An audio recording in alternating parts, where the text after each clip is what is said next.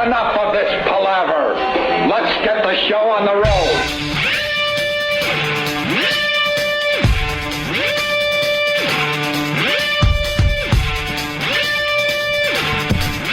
Who am I doing the show with today? Let me look around. It's me and Jimmy today. This is fun. It's like potluck. You come in here, who's going to be here today? Oh, my God. Welcome to the Opie Show, starring Jim Norton today. How are you, buddy? I'm actually good. If I slept more than 2 hours, that'd be great. I got a bout of insomnia, but I'm all right. I'm on Twitter, and my name's Opie Radio. And the reason I mention that is because now I'm like, for the first time in a bunch of years, I'm in touch with the fans, right? And got a bunch of people saying that you just destroyed in Miami. Yeah, it was really good. You were down there for the comedy festival? Yeah, and they did a great job. They put me up. I'm competing with Cheech and Chong. They're a block away from me. That's easy, right? Yeah, it's always nice. You know, guys that have been icons. Guys that haven't been together in over, 30 years decide to get back together. Yeah, good. That's an easy sell for you, right? Yeah, it was terrific. But the crowd that was there was Led Zeppelin getting back together the other block? Dude, you don't know how annoying it was. I'm driving to the one theater. Yeah. We passed Cheech and Chong's theater, and then we're going to mine.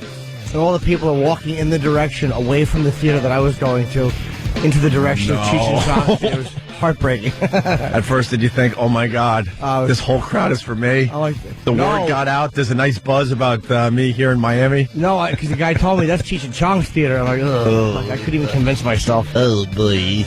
It was good. It was really good. Yeah, no, I got a bunch of emails from people, or whatever you call them, when you're doing the Twitter thing. Twits? I like the Twitter thing, but I don't like the name. You want to be on Twitter? I don't even know what it is. It's like mass email, basically, you know. But you keep in touch with the people. Take pictures and send them. Yes, Danny. Twitter's kind of like it's kind of like the status updates on Facebook, but just the status updates. It's a 140 character limit. So it's like how long? It's you can get like a couple sentences in. Yeah, it's like a small paragraph, and you can send pictures. Opie sent a lot of pictures. Yeah, you know, I do Opie's Eye, so this is perfect for Opie's Eye. It's good for me because it's very easy and basic. I don't need to be bothered with Facebook or MySpace or anything. Aren't you going to send someone a tickle? Don't you want to send someone a tickle? What the hell's a tickle? I don't know, something they would probably do on Facebook. You know, tickle invite or... You know, I mean, who... Yes, Sam. When you update your Twitter, it's called a tweet. A tweet. And they say your tweet was successfully sent. Yes. I want a man service. You're tweeting. What's up with this? I don't want to be tickled. I don't want a fake pillow fight or a snowball fight. I just want to do man things with my my Twitter account. We want Facebook. You want to get a group invitation to Felch. Yeah, exactly. So you can get emails from people on Twitter too, or no? Yeah, because they reply to you. They reply to you and stuff. So you reply back. Mm-hmm. It's a lot of fun. Everybody's on there too. Big A's on there. Yeah, Big A. Oh, yeah. Big A spends all his time he's a cab driver in the Bronx. Yes. So it's fun to follow Big A. You get followers or you follow people. And if you follow Big A, you're lucky enough to get a minute-by-minute account of his day. What service does he use? Is it Stutter? He tells you what he eats. He tells you where he's dropping someone off, which is fun because he's a cab driver, like I said, in the Bronx. So at any moment, he could take a bullet to the back of the head. So you're really following a guy that's living on the edge. So people, what does he send it through his phone? And then you can get an email to your phone. It's basically like a mass text message. Yeah, pretty much. If you're getting emails on your phone. Yeah, okay. to summarize. But their font is all girly and stuff, and you send tweets, whatever, and you send twit pics. A little bird there. Yeah, a little bird. Tweet. Ew, it's a bird. I'm sending a tweet. Tweet. Oof. Tweet. Hope that bird gets sucked into the engine of a U.S. Airways flight. Bird sucks. Tweet. You can use Twitterberry. Yeah, Twitterberry, right off the BlackBerry. Yeah, the Twitterberry app. Yeah. I want the Obama freaking monster BlackBerry. They finally allowed him to keep his BlackBerry. Yeah, well. But it would cost the average schmo like you and I, Jimmy, $3,000. It has to get approved yet. It's a General Dynamics designed BlackBerry. Yeah, what is it all about? Well, Sam knows. What is it about, Sam? What's a secret spy BlackBerry? It's do you two mean? BlackBerries in one. It's Yeah. a regular BlackBerry, Yeah. and then a secret spy BlackBerry. What's a secret spy BlackBerry? I want one of those. They said you could push a button, Uh-huh. and it turns from a regular BlackBerry with regular emails. Yeah. Then you push the button, and then you can do secret emails. Oh, imagine you forget to push the button. Imagine. Oopsie. Oof. Can you imagine? All your dopey friends from Illinois get all the secret documents. Oh my God, we're gonna bomb Iran. This one wasn't for me. I thought we were gonna play basketball today. It's official. The new president won't have to kick his tech habit. The president has a BlackBerry through a compromise that allows him to stay in touch with senior staff and a small group of personal friends. Published reports say the president's new device could be the Sectera Edge, made by General Dynamics. It's not available to the public, and the company says the $3,300 portable has to be approved by the National Security Agency before government officials can use it. Wow. That's pretty crazy, huh? Why can't the public get it? Because of the secret stuff, I think. Why can't we send you secret emails? Yeah, we want to send secret emails, Sam. Well, it would compromise the security of it. They have to be secret, and you can go to secret websites and make secret phone calls too. Are there secret websites? I don't know. A General Dynamics official took us through the capabilities of this personal digital assistant, or PDA. The device is two BlackBerries in one. It's an unclassified PDA that can go out to a website like weather.com or check flights. And then with one push of a button, you switch over to a classified PDA, which would allow you to access secret email or secret websites. Phone calls are made by pressing that telephone button, but hit the button for the red background and it's a top secret phone call. Oh, the background goes red? That's pretty cool, right? So he knows probably always which one he's on. You got to think when he pushes that button, he's like, I hope this works. I hope this is going to work for me. Oh, that's pretty good. So anyway, the tweet and the Twitter and all that fun stuff. Opie Radio. You could probably do secret tweets on it too. Secret tweets? I think so. How do you do a secret tweet? You have to have the secret phone. Yeah. All right. Did you watch the inauguration, Jimmy? Yeah, I did. I was in Newark Airport. It was We didn't great. get to talk to you about it. Yeah. It was very smoothly handled. By Obama and John. It was like a Stooges sketch. But it was really cool, man. I was sitting in the lounge. I probably had 15 minutes to board. I got to watch the only part that annoyed me was when in between Biden and Obama, they had another song by Yitzhak Perlman, and it's like, all right, we get it. Well, Stop it's coming out today that they didn't even play that. They were faking that. Were they? Yeah, because they said it was so cold down in Washington, it would mess up the tuning of their instruments. So couldn't they put them behind glass that's warm or something? Probably. So they were just playing to a track. But man, look at that video again and tell me you could tell they're playing to a track. They were band syncing? They were like just... Yeah. Jesus. That's pretty amazing, right? Wow. But they swore in Obama again just to make it official. Well, he was president anyway. That you don't even need that to make it. It's part of the ceremony. But I was watching last night. They said there are actually groups out there that would make it a problem and try to get a lawsuit going that he's not officially our president. So Obama's people are like, you know what? Let's just do this again. So these people will just go away. We got bigger things to worry about. yeah, what a dope that Supreme Court justice is. John Roberts. How do you screw that up? It was John Roberts that screwed up first, right? Yes. John screwed up, and then Obama, and then they just both were panicky Pete's in front of a billion people. Sometimes you got to start over. Mm-hmm. Sometimes you just got to go, you know what? Let's start over. Take two. Get a big laugh. And if they would have said, we didn't do that very well, let's do it again, everybody would have laughed, and they would have redone it, and it would have been great. Yeah. Well, he didn't bring up a cue card. Rehnquist swore in the last two presidents, and he carried a little flash card, so he had the oath right there in front of him. Oh, he didn't bring... Nope. He tried to do it from memory. Oh, really? Yeah. And he was nervous. He was swearing the first black president, and he was nervous. You know what? That sucks for Obama because, that'll be played until, there's no more humans on Earth. And there he is messing up. Yep. You know, I've been watching the presidents on the History Channel, and they're all up there just doing it right. Everyone from Clinton to Kennedy to Reagan to the Bushes and even that wimp Jimmy Carter.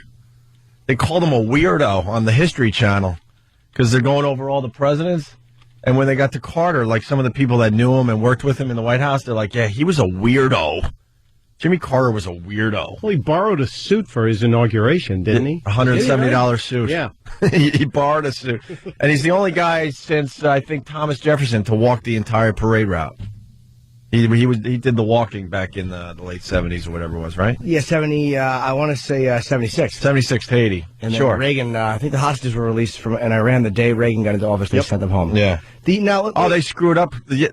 Carter was talking about that. He said the plane was just sitting there waiting to take off.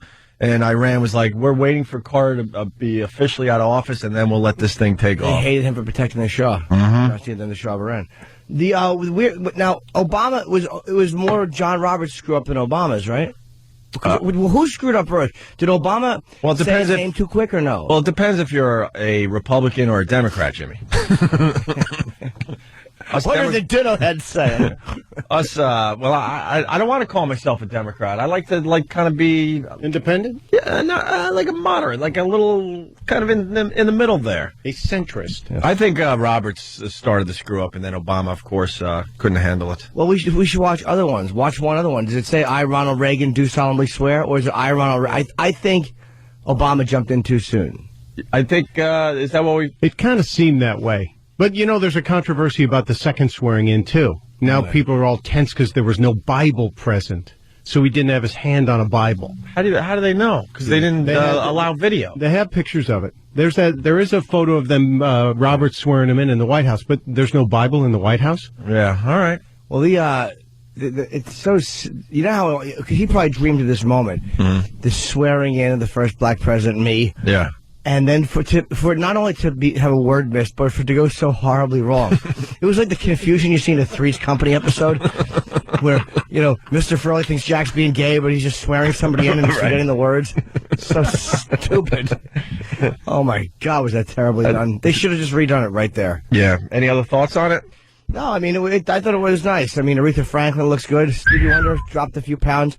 Look, I understand Stevie Wonder's blind and he can't calorie count, but can he not tell the difference between an apple and pound cake? Quit eating, fatso. Irritating. God, is he fat now? We did a simulcast, when the inauguration was on TV, and when Aretha came out, I'm like, oh, good, the food's here for everybody.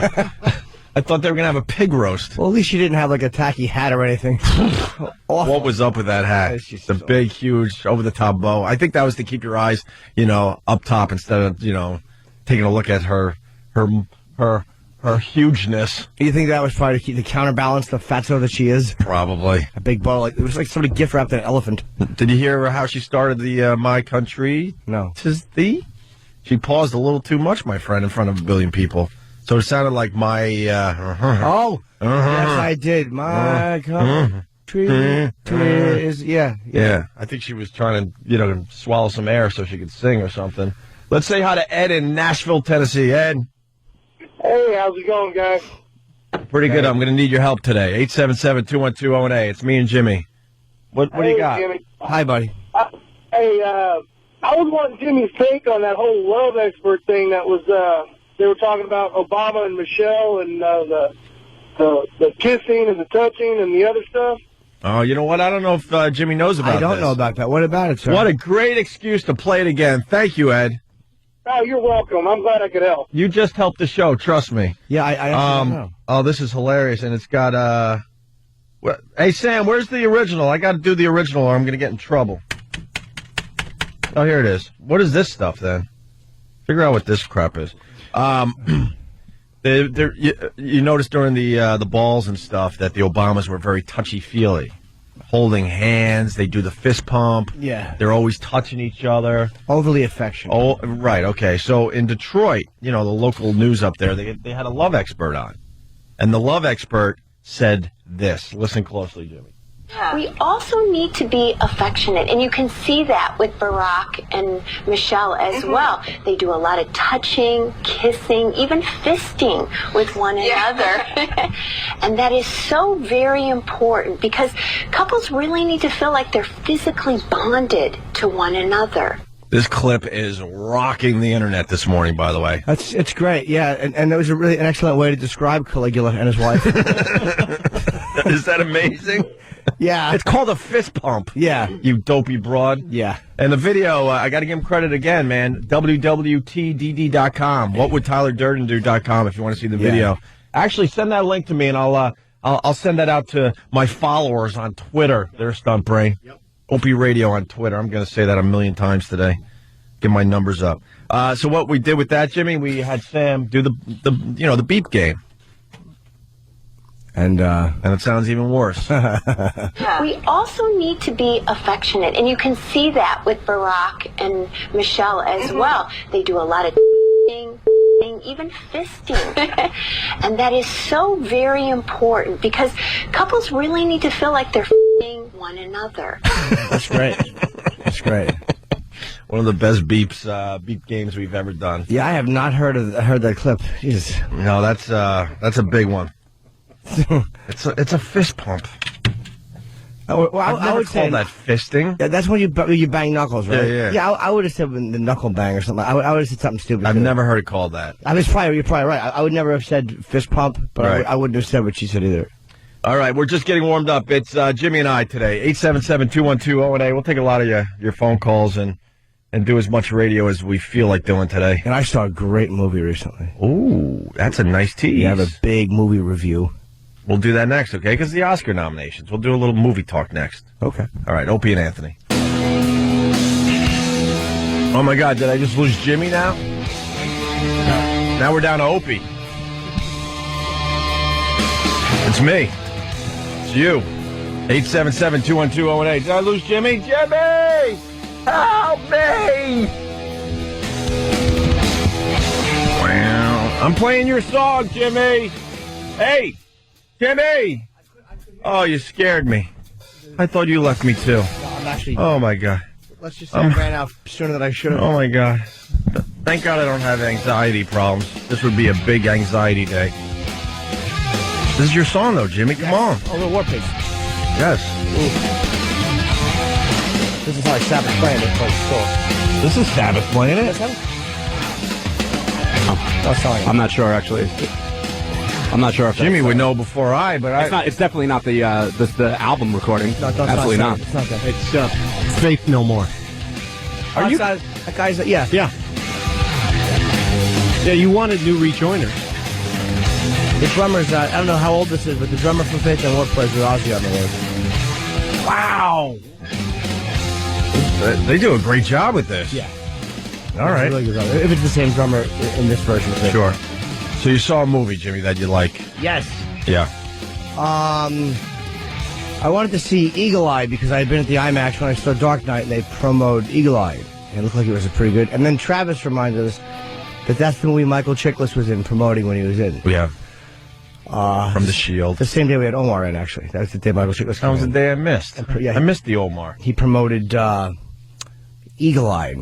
What happens is it's about a guy, Shia LaBeouf, and oh no, his phone rings. Can I just? Sure. I gotta stop you. You got me so bad. I know where you're going now. Go ahead. I'm sorry. Why? No. It was good. It was. How good was it, Jimmy? I mean, tremendous.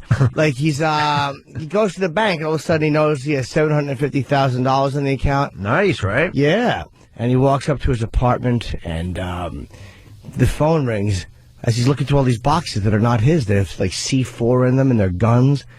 And the thing says, "The FBI is coming. You have 30 seconds to vacate the premises." And he's like, "What? Who is this? 30 seconds to vacate the premises."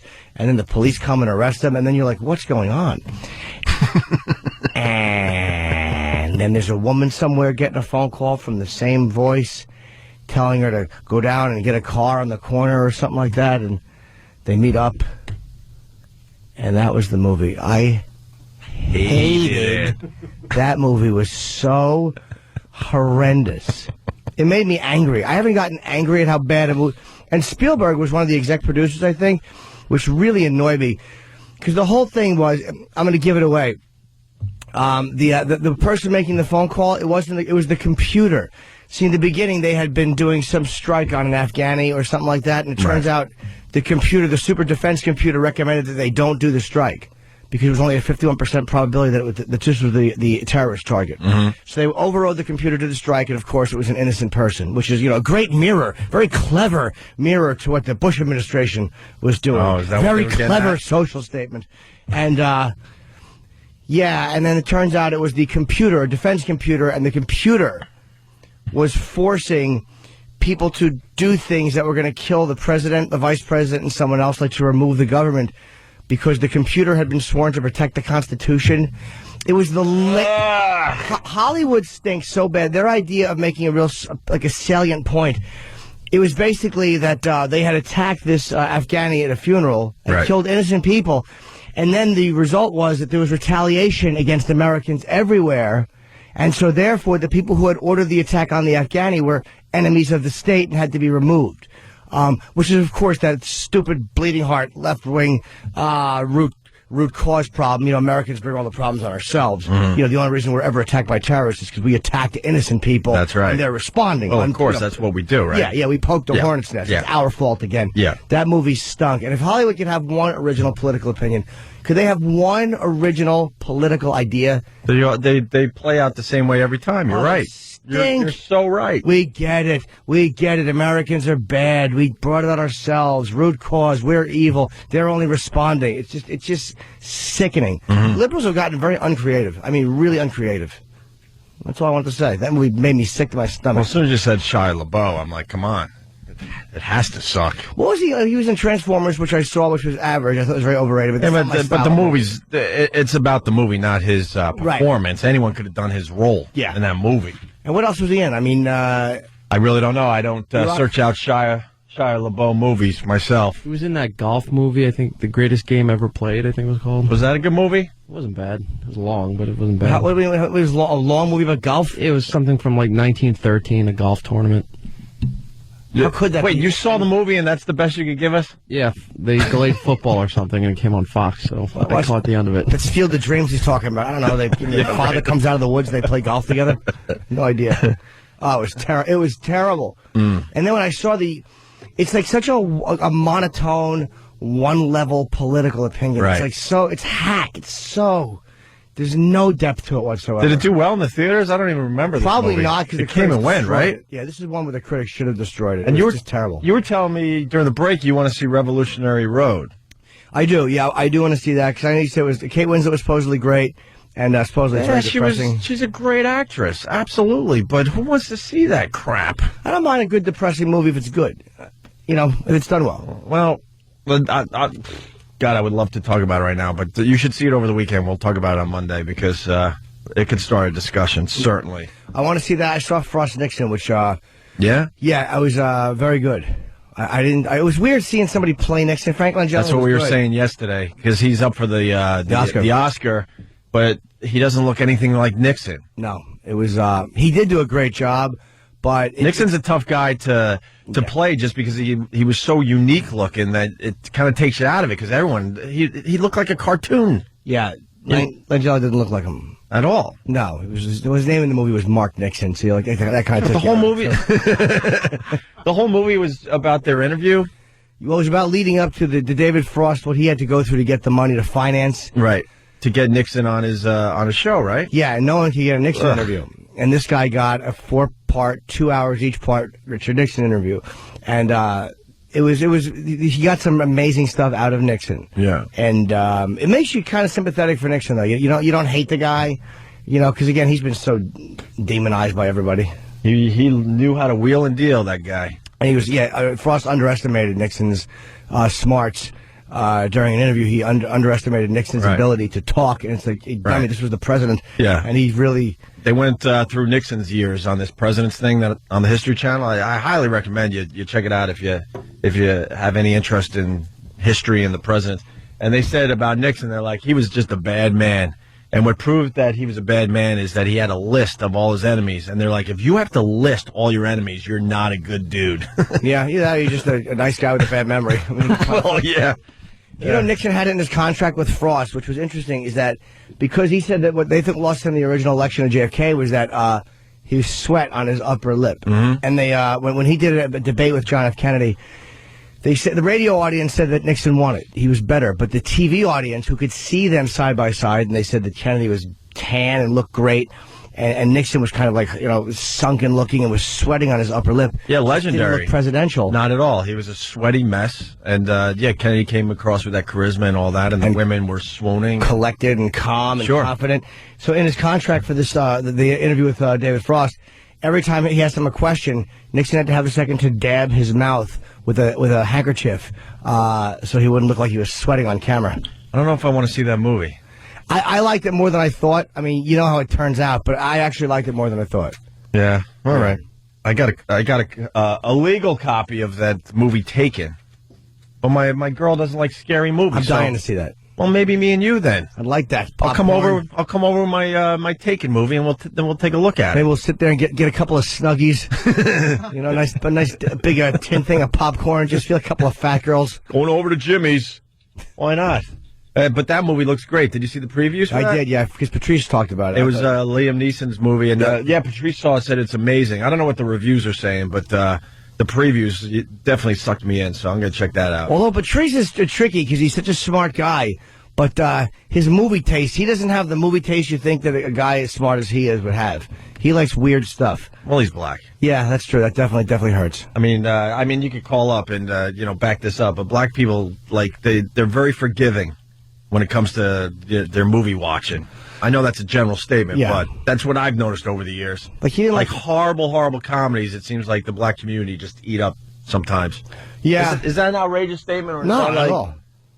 No, you look at the Black Honeymooners. Tyler Perry's movies, but they're not made for white people. They're not. They're maybe that's what's going on there. Black too. dating couples, and they do really well. And he just makes his own movies and makes $50 million a film. Got a nice little a little bit of audio, very quick. Martha Stewart, the boy's working hard in the office today. Man, she had a mess up on her show the other day. Listen to this. Right, I'll do it. That's all right. That's called, it's kind of spatchcocking. Ooh. Spatchcocking the chicken, okay? Is that a Dutch word? Spatchcock, I don't know what spatchcock really comes from. I should know. It's when you spatch the cock. Yes. Now, except that this is not a cock, probably. That's right. So now you can cut with your scissors. What is that? Is that an actual cooking term? Wow. Well, yeah, they're making some sort of poultry. Yeah, I understand that. Yeah, so I'm sure that they had to take the spatch and take care of the poultry. Why don't you just call it a chicken?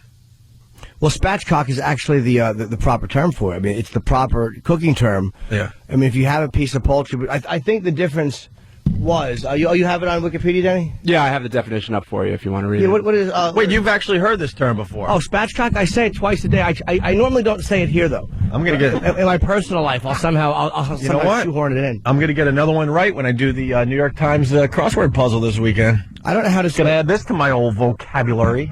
A spatchcock is a Poussin. Poisson. I was actually right. Or game bird that is prepared for roasting and broiling over a grill spit, or a bird that has been cooked after being prepared in this way. The method, of preparing the chicken, includes removing the backbone and sternum of the bird and flattening it out before cooking. Yeah. So a spatchcock is the game bird that's being prepared.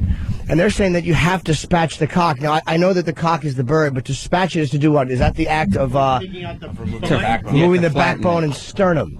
Boning the bird, basically. Okay, you're removing its spine. You're spatching it. Yeah. So if it's a cock that you want spatched, you have to remove those things. I want to know more about the guy that came up with the term spatchcock and why he needed to bring this to our vocabularies. Here, you got to do the beep game with that. My God, I heard a nice beep game there. Let's say hi to Kent, the movie guy. Kent. Hey guys, I heard you talking about Taken, and I gotta say, hey Kent, I love. Yeah. Are you one of my followers? Yeah, I am actually. I thought I saw you up there when I was reading through some replies. Yeah, absolutely. Opie Radio on Twitter. Go ahead, Kent.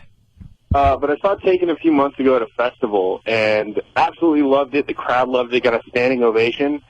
But then I found out Fox is releasing it at a time where it's just not going to get any press. No one's going to go see it. So it's going to be one of those films that if it's going to do well, it needs word of mouth. And I really liked it. I think you guys would really like it. But how about a guy like Liam Neeson goes out and does press for it in radio? These snobs that don't want to do any radio, like stupid William Macy is promoting something with his terrible Pacino wig now, and he won't come in. These guys don't understand. Why am I so annoyed? I'm sorry, so go ahead. Yeah, screw them. It's not him. It's not him at all. The studio doesn't know what to do with it. Liam Neeson isn't an action hero type of guy, and this film is almost like a Bourne Identity type of film. They don't know how to market it. Wait, so 20th Century Fox is one of the worst studios right now. But since when is Liam Neeson not? I mean, he can be an action movie guy. Have you ever seen Darkman? Yeah, that was Liam Neeson. That was a great action flick. 91? And it was but it was the blueprint for Sam Raimi's Spider-Man. I mean, a lot of scenes were lifted directly from Darkman. That was a great flick, and Liam Neeson he worked very well as Schindler's List when he karate kicked Hitler and he flew over and he knocked Goebbels on the floor right to the teeth. I love the movie. I think the guy is great in it. It's got a lot of really good moments, but Fox does not know how to market a good movie. They've just been putting out crap the past year. All right. And that's what they're doing with this. All right. I got you. But as a layman here, though, I want to ask you something. Like, if they know they have a good movie, why would they bury it? That makes me suspicious. Uh-oh. What happened? This is why I think Patrice really stinks on ice right now. Because Steve just handed me a communique that says Taken is a year old. First release in February of... They don't know what to do with it. I'll tell you why. It's like Pacino's 88 Minutes. No. Which was released in Brazil. It's not like Pacino's 88 Minutes. All right, Kent, I'm saying the fact that it was released later. It is like Pacino's 88 Minutes in the fact that it's being released a year after or 2 years after. If it was any good, they would have released it. Not necessarily. The guy does bring up a good point. No, he doesn't. I'm sorry, Jim. I disagree with you.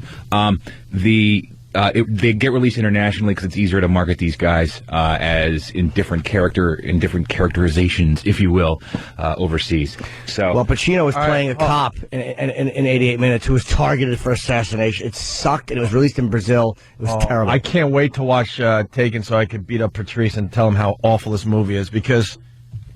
I mean, if you're a movie studio and you got gold, you're not going to put it on a shelf for a year. And you don't do foreign release first. Foreign release. You ready for this, Jimmy? Taken is coming out in the United States next weekend, all right? It was released in, and I'm going to read all of these, in France, Israel, China, South Korea, Belgium, Netherlands, Turkey, Mexico, Spain, Australia, Italy, Poland, New Zealand, Chile, Peru, Argentina, Peru, Russia, Thailand, Panama, Venezuela, UK, Brazil, Austria, Brazil, Portugal, Croatia, even the United Arab Emirates, Croatia, Greece, Iceland, Finland, Egypt, and finally, next week, America gets the movie. That's what happens with all the blockbusters. Right. That's where they did The Dark Knight, and, Right. Thailand deserves the movie first. Is this going to be a disaster of a movie? That guy raised a horrendous point about foreign release. I don't care. These guys do commercials in Japan. They'll do commercials. They'll do talk shows in England that they won't do here. But they do not release truly great movies overseas first. They release them here. This is where they have to. Because if they're a success here, it bleeds right into being a success everywhere else. Yeah, it's true. But that happens to be true. But your Eagle Eye movie. I know. I understand what a point that Mike has brought up about movies, but it cost $80 million, and it just came out on DVD. It's made $100 so far. So for a lousy movie, it's made a ton of money. And a lousy movie Wait made a a ton minute. of money. Pink Panther made a lousy movie. Oh my God, Steve! Wait, hold on. He might be. What is wrong with you? What movie are you talking about? I'm not. I see right through that crap. If a movie makes a lot of money, doesn't mean it's a good movie. No, I didn't say it was a good movie. I said he just said it was a lousy movie, but he also just said that that a foreign release is not a barometer for a successful movie. So here's a domestic release that was a piece of garbage that made a ton of money, and it'll continue to make a ton of money. Where was it released first, though? I think it was released domestically. See, it's all about a movie like that is also maybe that's what they're classifying this as. But that was like a big action type, and maybe this is too, but Liam Neeson's a little more legit. I just named at least 20 countries, and I mean, if it's an American movie starring Liam Neeson, you would think they would be very excited and get it out in the States immediately. Because 88 Minutes was released in Brazil. It was horrendous. It might even be a 2-year war. I went to see it just because it looked so bad. Yeah. And it was 2 years old. 2 years. Al Pacino had a bad year. He's had a bad decade. He's been awful for 10 years. Especially this past year. He had 2 tremendous bombs. And he's getting some Razzies, right? Oh, yeah. I want to get me the Razzies list. Everyone's talking about the Oscar list. Who cares? I like the Razzies, which is like awards for worst movies, worst actor of the year, all that crap. So I'm glad Downey Jr. got a Best Supporting Actor role nomination. Is he up against Heath Ledger? Yes. Yeah, they're going to give it to Heath. I hope they do, actually. I liked him better. But then again... But you know what? Hollywood might be too cool for the room and go, yeah, you were expecting this, so guess what? We're going to give it to this guy I think instead. Robert Downey Jr. was good, man. He was damn good. Damn good in that. I hate the way they took the makeup off at the end, though. You know, it was probably Downey Jr.'s thing, just say it in the very last, at the award. He never should have taken his makeup off. Mm-hmm. Never. Where are we going? All right, let's get Malik on, because I made an outrageous statement there about black people and their movie watching. Malik, what do you got? Yeah, it was good. It was good, fellas. How y'all? All right, man. Hey, yo, man, listen, man. Yo, we don't got different tastes in movies when it comes to, like, real good movies, because, you know, the black community thought Soul Plane sucked, too. Even when you guys had Dale Hughley on your show, he knew the movie sucked. We knew that movie sucked. Which movie? Soul Plane. Oh, Soul Plane. Was DL plugging? My buddy starred in that, Kevin Hart, and was DL plugging that? No. I don't think he was. The movie, No. you guys had brought it up. Oh, He was just like, you know, I needed to pay for a mortgage or something like that. You know what I'm saying? He knew the movie was trash. Malik, You know what I'm saying? all right, wait, let me jump in here, Malik, because there's got to be somewhere on the internet, maybe someone could find it for us, where maybe we have, like, the top movies seen by the black community and movies seen by the white community. There's got to be something like that out there somewhere. Well, I'm pretty sure there is. Like, our favorite movies in the hood is like, you got Menace to Society, Boys in the Hood, Shotters, which I suggest to you guys, you got to see Shotters. It's a classic. Yep. You know, you got movies like that, but I'm pretty sure, you know, you guys have never heard of. You Boys in the Hood? Boys in the Hood was fantastic. That was Ice Cube was actually very good in that. And Cuba Gooding Jr. and Larry Fishburne. Yeah, it was great. It was a great movie. Yeah, absolutely. Hey, Malik, let's go easy here. What was your favorite comedy of all time? I'm going to say Richard Pryor's stand-up. No. I know that was a concert film, but I'm talking about like a funny movie. Movie, yeah. Movie, not stand-up. Because I can't argue that point with you, actually. That was brilliant. Coming to America. Coming to America is a good one. It's a goddamn funny movie. See, I still go with Caddyshack myself. Love the Caddyshack. And you know what? Caddyshack isn't a favorite of mine. Like, I can't get into that. Well, I was a caddy for way too many years, so I mean, I get a lot of the inside jokes too. There's a lot of inside stuff there, but right there, Coming to America, Caddyshack. You know what I mean? Yeah, but everybody thinks when did Coming to America come out? Like in the 80s? 88. I would guess late 80s, sure. 88. And I can still watch. I've seen that movie over 20 times, and I can watch it like it just came out and still laugh. Now I'll tell you another funny movie. Mm-hmm. Jimmy, you're going to disagree with me on this one. Ben Stiller. What was the Something Along about Came Polly? What's that? The Along Came Polly movie. I didn't see that. That was, I liked that movie. Sure, I didn't mind that one at all. I thought Something About Mary was funny. Something About Mary. Yeah, that was funny. It was really Along funny. Came Polly had some okay scenes, but Something About Mary was amazing. Yeah, see, and the black community finds that movie hilarious. So we have similarities, you know what I'm saying? And like action movies. Like, have you guys ever heard of Itchy the Killer? No. Get that movie. Itchy the Killer is a beast. You got to watch that movie. Starring who? It's one of those foreign Japanese movies, but okay. All right, I'm gonna check it out. You know what? I'm gonna see Coming to America this weekend. I probably haven't seen that movie in easily 10 years. That's a great comedy, man. Because I can't be part of this discussion because I don't remember the movie that well. Bro, as soon as you see it, you're going to remember everything because it's so hilarious. It got so many funny parts in it. King Jeffrey Jaffa. Sure. You know what I'm saying? Everything is funny in that movie. It was just a well-good comedy. It was, you want to see, all right, you want great action movies? Here's what you got to get.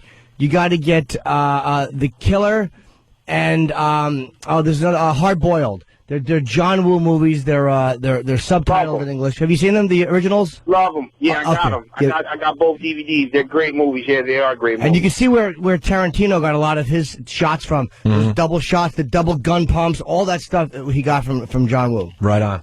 Yeah. Taken was a good movie, bro. I don't think Liam Neeson. Let me tell you something. He's not.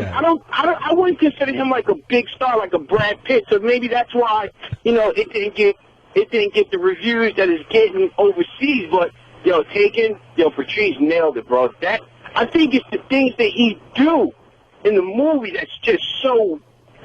It's so left field that it makes it a good movie, man. All right, Malik, I got a copy of that. I'm going to check that out this weekend, and I'll talk about it on Monday. But another observation, you black people know how to get your movies ahead of time. Listen, man, whatever movie y'all want, I got it a month before. I know you do. To the theater. Look, I know Whitey does okay finding these movies, but, man, we can learn a thing or two from you guys. Every black friend of mine talks about movies that are, like, not coming out for months. Every black Patrice. I got a few others. I got a couple more out there. I got Malik. All right, Malik, thank you. All right, but you guys got to pick up Shottas. Shottas. Right on. It's a Jamaican movie. You love it. Shottas. All right, man. Thank you. All right, fellas. Peace. Have a good got weekend. it. See you, mate. All right, Sam is coming in, but, we do have to take a break, so this is what I'm going to do. I'm going to recommend a good comedy real quick. There you go. Used Cars. Oh. Kurt Russell was in it. Jack, and Jack Warden, of course. And one of my favorite comic actors, Frank McRae. He's a black comic actor. He played Eddie Murphy's sergeant in 48 Hours. That guy who just came in screaming, that black dude. He is hilarious. And great movie. Yeah, it's great. It's a very funny movie. I'm going to be busy. Yeah, Used Cars, Coming to America, and Taken. Yeah. I got 3 to see now. This clip we just played about 15 minutes ago. Listen again. Right, I'll do it. That's all right. That's called, it's going to spatchcocking. Ooh, spatchcocking the chicken, okay? Is that a Dutch word? Spatchcock, I don't know what spatchcock really comes from. I should know. It's when you spatch the cock. Yes, now, except that this is not a cock, Okay, probably. that's right. So now you can cut with your scissors. Right, I'll do it. Oh, my God. These wow, I wish I could say what I want to say. All right, after the break, Sam took that audio and threw a few bleeps in it, beeps, whatever. One. Just one? You went with one? Yeah, one beep. Wow, you're brave. All right, we'll see how that turns out after. Nah, you know what? Why don't we just do it? Why make these guys wait? That's healthy when you have to punch things to make them work around here. Yeah, no. It's like being in a bad marriage. All right, that same clip with just one beep. Just one beep. Sam feeling very confident today. Right, I'll do it. That's all right. That's called, it's going to spatchcocking. Ooh. Okay. Is that a Dutch word? Spatchcock, I don't know what spatchcock really comes from. I should know. It's when you the cock. Yes, now. There you go. But I couldn't hear. There's a beep. That was good. Very nice. Sam sometimes knows when to lay low. Just throw a beep in. Done. All right. Well, we got a shame. Was this an official shame on you segment? It was an official shame segment. What's a shame segment? It's like Shame on You, but I think it's on Fox now, so they had to change it to shame. Oh, really? Oh, they took the off the on you and then just put an extra shame in. Yeah. Well, who's going anywhere? Listen to this. Shame. They did a piece on a bakery. Yes. After the break, we learn about this bakery that has... Don't drive off the road. Drunken Negro face cookies. Yes. Oh, my God. Drunken Negro? That's what they call them, wow. too. Drunken Negro face cookies. They're not going to shut down Cumia's Bakery, are they? It's my favorite place to get my holiday cakes. Maybe that's where he is today, yeah. Dealing with some problems. Controversy. Yeah. It's Opie and Jimmy today. Opie and Jimmy today. We're going to turn the name of the show into Potluck. That'll be fun for you guys, the listeners. You tune in and you see who's doing the show on any given day. Can I announce something, Opie? Because I forgot to mention it. Sure, Jim. February 5 through 8th, I'll be performing here in New York at Caroline's. Wow, really? Yeah. Very cool. February 5 through 8. And I also have a very, very cool show announcement for, let's just say, maybe a different market than New York, but I can't announce it yet. But I have a very, very cool one coming up. Stand up? Yes. L.A.? No. Allentown? Oh, you did Allentown. Yeah, well, Allentown is obviously. It was going with the small town joke. I should have went like Des Moines or something. No, Des Moines is kind of hard to get booked there because everybody's going through there this time of year. January in Des Moines. I mean, if you don't know that that's the comedy mecca, what else is there? You use that to kind of warm up for Vegas festivals and all that stuff. It's called January in Des Moines. It's a big festival. Right. A lot of people show up. It's big. So basically, you're S if you don't get booked in Des Moines in January. You don't get booked in January in Des Moines. I mean, because right now they're doing Seinfeld and Dane are doing the Monday shows. I mean, it's very hard to get booked for the weekend. Ellen's got the Tuesday shows. God bless you guys. I don't know how you do it.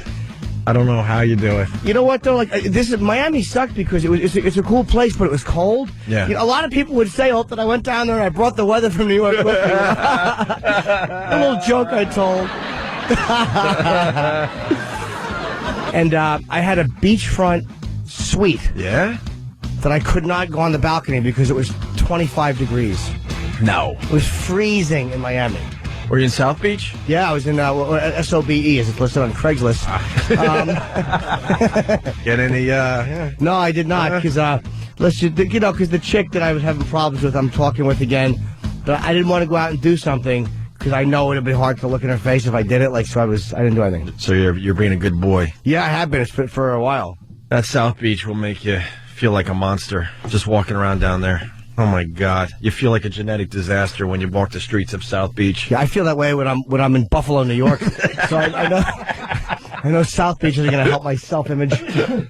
So depressing how good-looking the people are down there. I was in the gym. It hurts. They're so good-looking, it hurts. The gym was attached to the hotel, and there was a guy in there. I actually thought of that discussion we've had before about how good-looking they were. Yeah. There was a guy in there, and I was on the thing, and he was just jogging. And he kind of looked like Robert Chambers, the Preppy killer.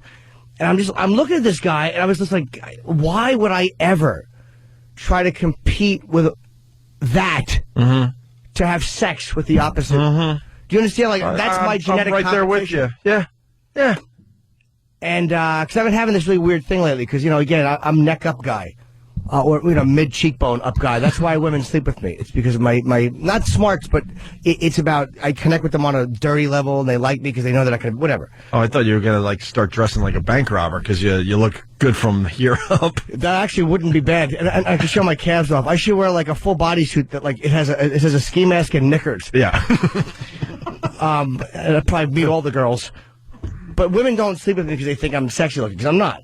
But I've just having a real problem with that lately, with a lot of self-hatred, and that just didn't help at all. But self-hatred is fun. It is, and I should shut my mouth. I'm lucky to bang girls that are much hotter than I deserve. I'm very lucky to be able to do that. You should just understand self-hatred and just ride it out. Yeah. And your life will be a lot better. Just know that it's one of these things you go through, and you just enjoy the ride. I enjoy it. I enjoy the darkness sometimes. Because I know, the sun shines right around the corner. I can't give details right now, but let's just say I'm an average man. I know I'm physically average, and it was confirmed by the girl I'm dating. It's just, not to be hateful, no. But what'd she do? She just confirmed it. It's just, I'll tell you someday. I can't now. It's just depressing. I'm an average man. I'm a schlub. Will you tell the people on the radio, or is this just one of our conversations? I don't know. Eventually, I'll probably tell it on the radio. It's not that big a deal. It's just, I just can't. But eventually, I will. But I'm an average man. It's depressing. Yeah. I always knew that. Well, but, I know I'm the short end of the stick. I'm at the gym every day now, just trying to keep up. I'm not stupid. I know I'm the short end of the stick in my relationship. Well, as far as the real estate, your little looks and everything else. Yeah. Thanks, Jimmy. No, please. You're the alley in that lot. Please. No one would argue with you on that. I mean, you absolutely batted completely out of your league. You should be very happy that you pulled. I don't know how you pulled that off, but that was. All right. Yeah. All right. There's nothing wrong with that. I'm sharing a little bit. You didn't have to dig in. No, but that's also a sign of a successful guy who's comfortable on some level with himself. Because for you to pull off a hot girl like that, it's not easy to maintain. It's easy for a week, but to maintain for 5 years, that's a feat. Yeah, we're up to 4.5 at least. Damn. All right. Shame. This is a really good story. Where's Sam? Because he pulled this and he gave us a little inside scoop. But basically, is this Arnold Diaz and his dumb mustache? Yeah. He's the shame on you guy. We play the shame on you clip when Jimmy bombs every once in a while. We give where's that shame on you clip? I want to play it now for everybody. And he changed networks there, Sam? Yeah, I think so, because at some point he changed from Shame on You to Shame. Wait. It's a similar jingle. It was shame on you. Right. Yeah. But so now it just goes shame. No, it goes shame. Oh, right. That's it? Shame. Well, I need the original Shame on You clip so we have a reference point, but I can't find it. Hold on. E-Rock and all his athleticism has burst into the room and is quickly rifling through. Right. There he goes. Shame on you! By the way, I don't like the fact that Eric always walks like he's exasperated on his way to do important tasks. Right now, he's just running in there because he's afraid flies are mating on his baloney. Creep. What a creep. He always runs in like, all right, guys, what's going on? Chop. Task at hand. All right, so now it's just shame. Right. And he went to a bakery? Yeah, there's a bakery in Greenwich. Greenwich, Connecticut? Greenwich, Connecticut. Greenwich, Connecticut, really? Oh, yeah. Actually, I believe that. Yeah. I drove through there recently. It is awfully white. Yeah. And they have meetings. Is that where Letterman lives? They have after-hour meetings. Letterman lives in Greenwich. He lives in... Well, I know where he lives. Do you? Yeah, because I'm a stalker of David Letterman. That's where Vince McMahon lives, too. Vince lives in Greenwich? Yeah. All right, so the bakery is making drunken Negro face cookies. Yes. And that's what they're calling them. Yes. They're like chocolate cookies, and they have little cherry eyes, and then big stretched out chocolate noses, and big stretched out chocolate lips. Oh, the drunken Negro cookies. Drunken Negro face. Oh, yeah, those are delicious. Yeah. That's my sister makes a fine treat from time to time. She's known for her cheesecakes at F.H. Riley's, my brother's restaurant in the heart of Huntington Village. I'll be there this weekend. I might have to tell her about these drunken Negro face cookies. Obviously, they're getting a lot of publicity. Dude, it looks like a third grader made this. That's horrendous. I was excited. I thought I'd see a work of art. This thing is awful. Yeah. All right, let's get into the shame. The drunken Negro face cookies. And Arnold Diaz and his pedo mustache. He attacks the tough targets. So this guy gets things done. He sure does, Jimmy. While much of America celebrated Barack Obama's inauguration, one Greenwich Village baker marked the occasion with this controversial cookie. The guy was celebrating too. He just did it a little differently. Drunken Negro face cookies. That's what Ted Kefalinos, the owner of the well-known Lafayette French pastry. I felt the Negroes should be celebrated, so I made cookies with little red eyes. That's all I have. How are the cookies selling, Ted? Very well. Yeah. You should enjoy one of my Jew cakes. You have Jew cakes. I certainly do. Very inexpensive ingredients and a giant nose on them. What's in your Jew cake? I don't know, Gregory. I haven't thought this one through. I was attempting to wing it, but I'm too tired. Well, we still have a couple hours to go, so maybe we will. I wouldn't keep my hopes up very high. No, this is as good as it's going to get for Ted. I'll probably just repeat drunken-faced Negro cookies many times. Can you send the picture of the drunken Negro cookies, please? You should try my Ethiopian cakes. Yeah. You open up the cake box and nothing falls out. Swing and a miss, Ted. Oof. And for everybody following me on Twitter, Opie Radio, you're going to get a picture of the drunken Negro face cookies in a few moments here. I can't wait. Yes. Are you on Opie's Twitter? Oh, yeah. Yeah. I threw him a bone. I'm technically following Sam You like to stay updated. No, I just threw you a bone. You watch your name get off that list by Monday. No. I also threw Big A a bone. I'm following him for a little while.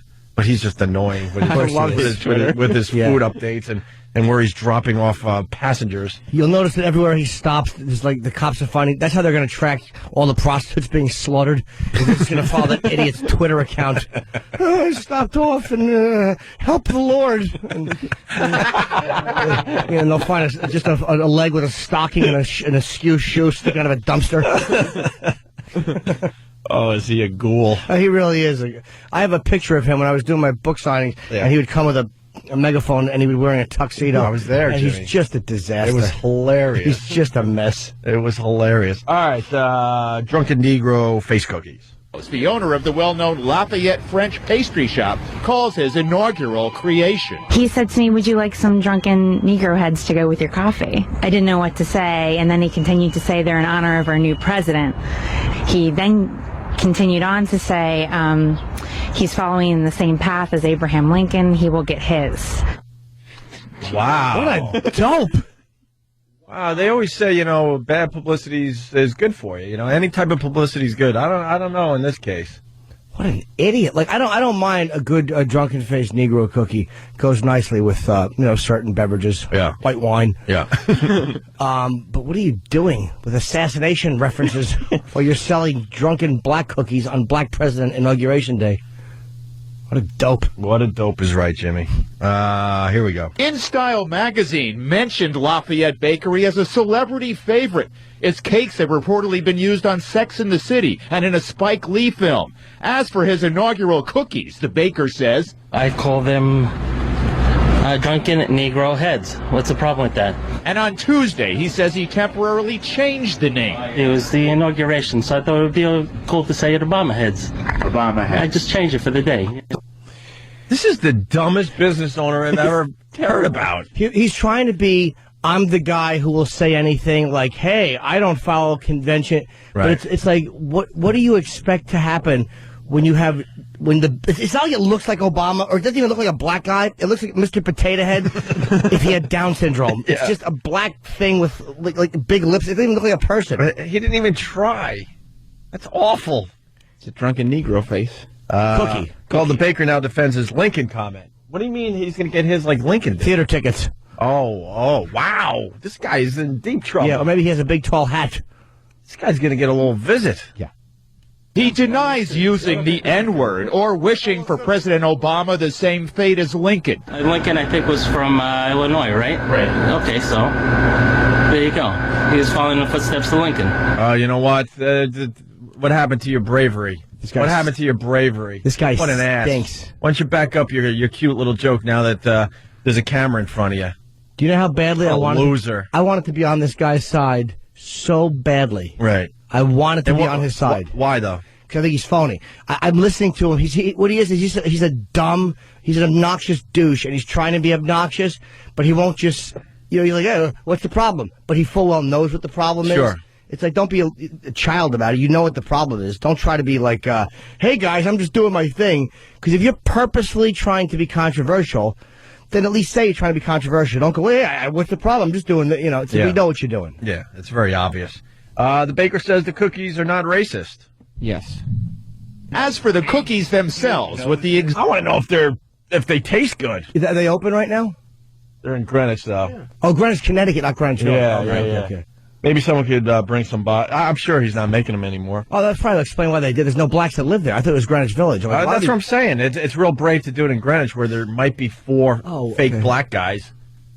I grew up with fake black guys. Yeah. There's real black guys like Malik, and then there were the black guys I grew up with. But then you get black guys like Patrice, which is like there's real. Patrice is like, all right, we know you are. Yeah, black guy. Right. Not a fake black guy. Right. As for the cookies themselves, with the exaggerated features and the objectionable name, don't you think it... Wait, they're saying it's Greenwich Village, not Connecticut, you dummy, Sam. They said on the report Greenwich, Connecticut. Oh, boy. Maybe then Cassius on the phone is a dummy. Can we at least ask Cassius? I don't want to diss Cassius. Cassius. Hello there, guys. Hi, Cash. They said right at the beginning of the report, it says Greenwich Village. Everybody... I think you're right, Cassius. So let's get some. Thank you, Jimmy.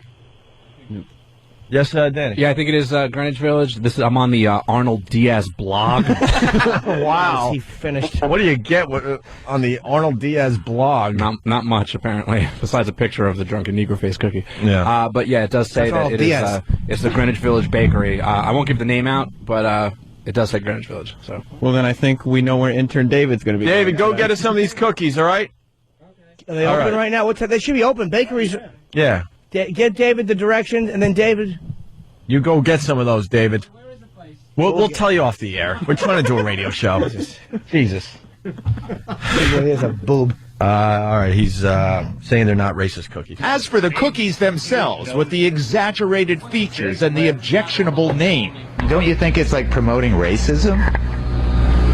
No. Like to say drunken Negro? I mean, isn't that an unflattering portrait? Drunken Negro face cookie. It just seems like you're singling out black people, making a cookie that has a very unflattering face on it with an unflattering name. It's not unflattering. It's not? No, it's not. Look at it. I think it's a fun face.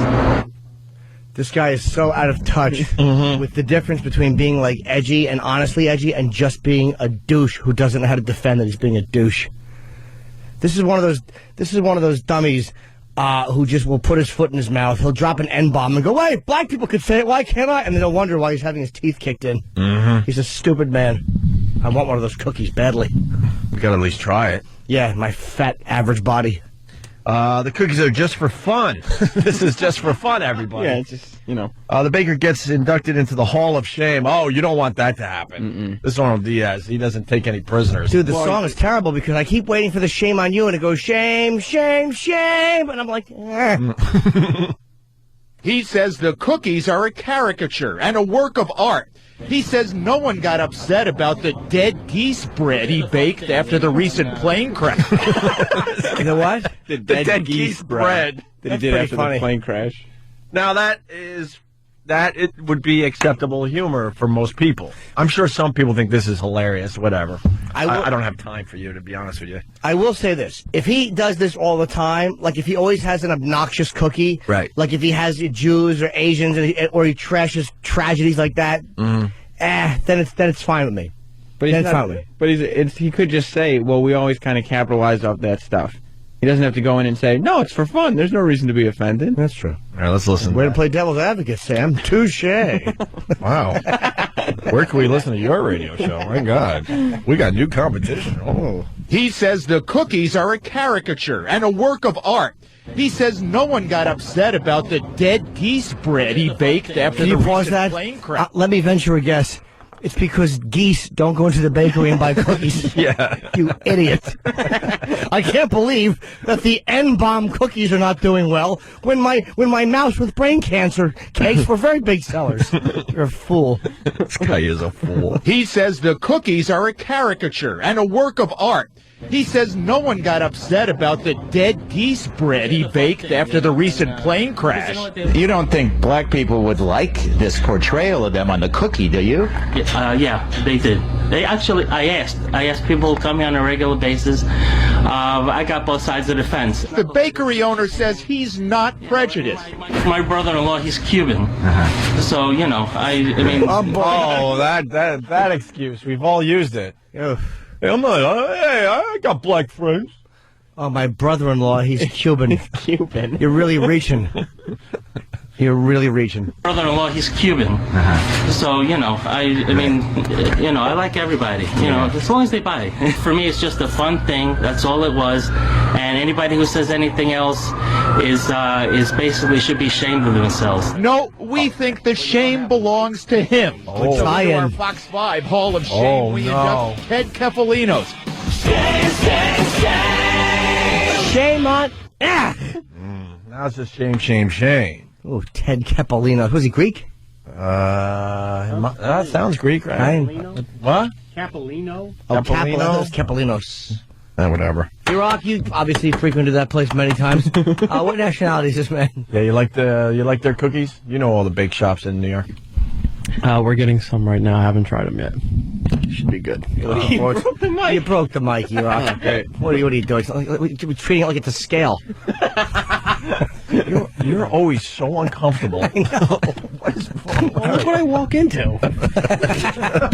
I'll just sit and make myself at home. You know, I am impressed, though. You've come a long way.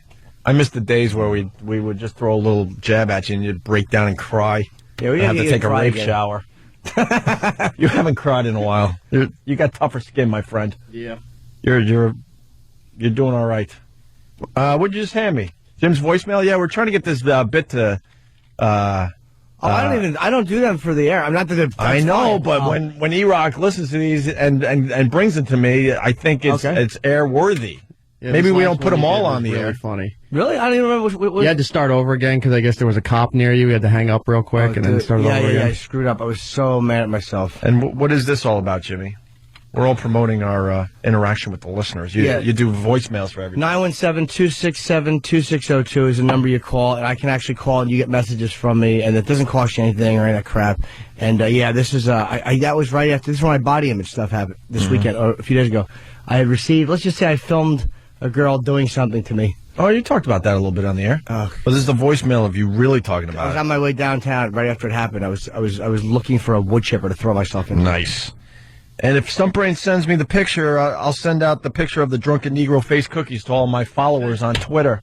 I don't have it yet. As soon as I get it, I'll send it out to everybody. Once again, what? You'll tweet it. Or is it a twit pic? You tweet a twit pic. I'm tweeting a twit pic? Yes. As you the said hell that, did I get myself into here? As you said that, one of Fedor's fish should have just crashed through your cheekbone. Opie Radio is my handle on Twitter, so I'm going to tweet a twit pic to my followers. Yes. So they could eyeball it? Right. Right. All right. Jim's voicemail when we return. Opie and Jimmy today. You're checking out Opie and Jimmy today. 877-212-0-A. This is a good question. Let's go to Mike in Jersey before we move on. Mikey. Hey, what's going on, guys? Hey, Mike. Hey, I just wanted to ask a quick question about the drunken blackface cookies. Was it such a big deal that he was a non-African American baker, or would they make such a big thing about it even if he was African American? You know what? Who knows, man? They probably wouldn't make as big deal about it if he was black. But there was something about this guy, and I never side against guys like this. And I'm not siding against him now. I just think he's a douche. And it's like if you're trying to be purposefully controversial, and like outrageous, hey, look how outrageous I am. You better have better talking skills than what's a beautiful cookie. You know, he couldn't defend his point. No, he sounds like a complete idiot. But I think it's just boring news, and they wanted to make us think about the poor guy because someone got offended. And if someone died on the plane, then they would have made us think about the dead bird. You're probably right, but chances are the same thing would have happened if he had a Jew cake or a you know what I'm saying? It just gets you get tired of hearing it after a while. Yeah, it's a stupid thing to do, but come on, it's 2009. We have an African American president. I think everyone needs to just get the hell over it. You know what I mean? I'm more upset that the cookie is just a disaster if you look at it. Yeah. Doesn't look like anything. He has horrible skills. He doesn't have a hint of art in his soul. If he was an artist, he would have a racist cookie section and have the parodies of blacks, Asians, Jews. That would be interesting. And A, you have more cookies to sell, and B, nobody can give you any crap about it, but at least make them look like they're good cookies. This thing looks like a turd with just two red things on it. It's horrible. Oh, I wonder how it tastes. He's probably not even a good baker. Oh, well, we're going to find out. I would love to get one of those. Yeah, we're sending David down there. If he's open today, he doesn't have those cookies anymore. He might. He me after the story, he might. We'll see. After today, he probably won't. All right, Mikey, thank you. All right, thanks, man. All right. Exactly good. Yeah, I agree with you on that one, Jimmy. It's more that he's not, backing up his point. There's something about him that's just irritating, and the way he's calling them, the drunken Negro fish. There's something like I'm being so shocking and outrageous, and then he just kind of has nothing to back it up other than just the cornball, right? Run-of-the-mill explanation. All right. We got your. Oh boy, getting an error message on the machine I just punched. What happened? I'm not paying for this machine. This thing's been acting up. I'll try it over here. We got your voicemail, Jimmy. You send out these voicemails from time to time. I never. And the listeners eat them up. Do they like them? I never listen to these. Once I record it, I just hit send. I never redo it. Like this time I did the cop was. I think I had to hang up and redo it. So how's this technology work? You record a voicemail and just hit send, and it goes all to all your people, or yeah, does it they go get on our notified. website? They can choose how they're notified. They can choose to be notified by I think a text message or a ring, or not be notified until they check. But you just get a message from me, or you can call and leave a message that I can listen to. I actually do listen to them, and sometimes I call back.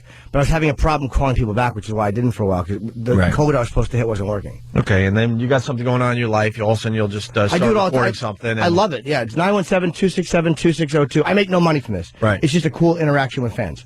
And we're not going to start playing all of them. No. Because then it takes, the specialness away from it. Yeah, I curse on these, dude. These are not. I don't do these things terrestrial radio. But it's nice and raw. And yeah. when we hear a good one, E-Rock is bringing it to the show. Yeah. So you want to set this one up?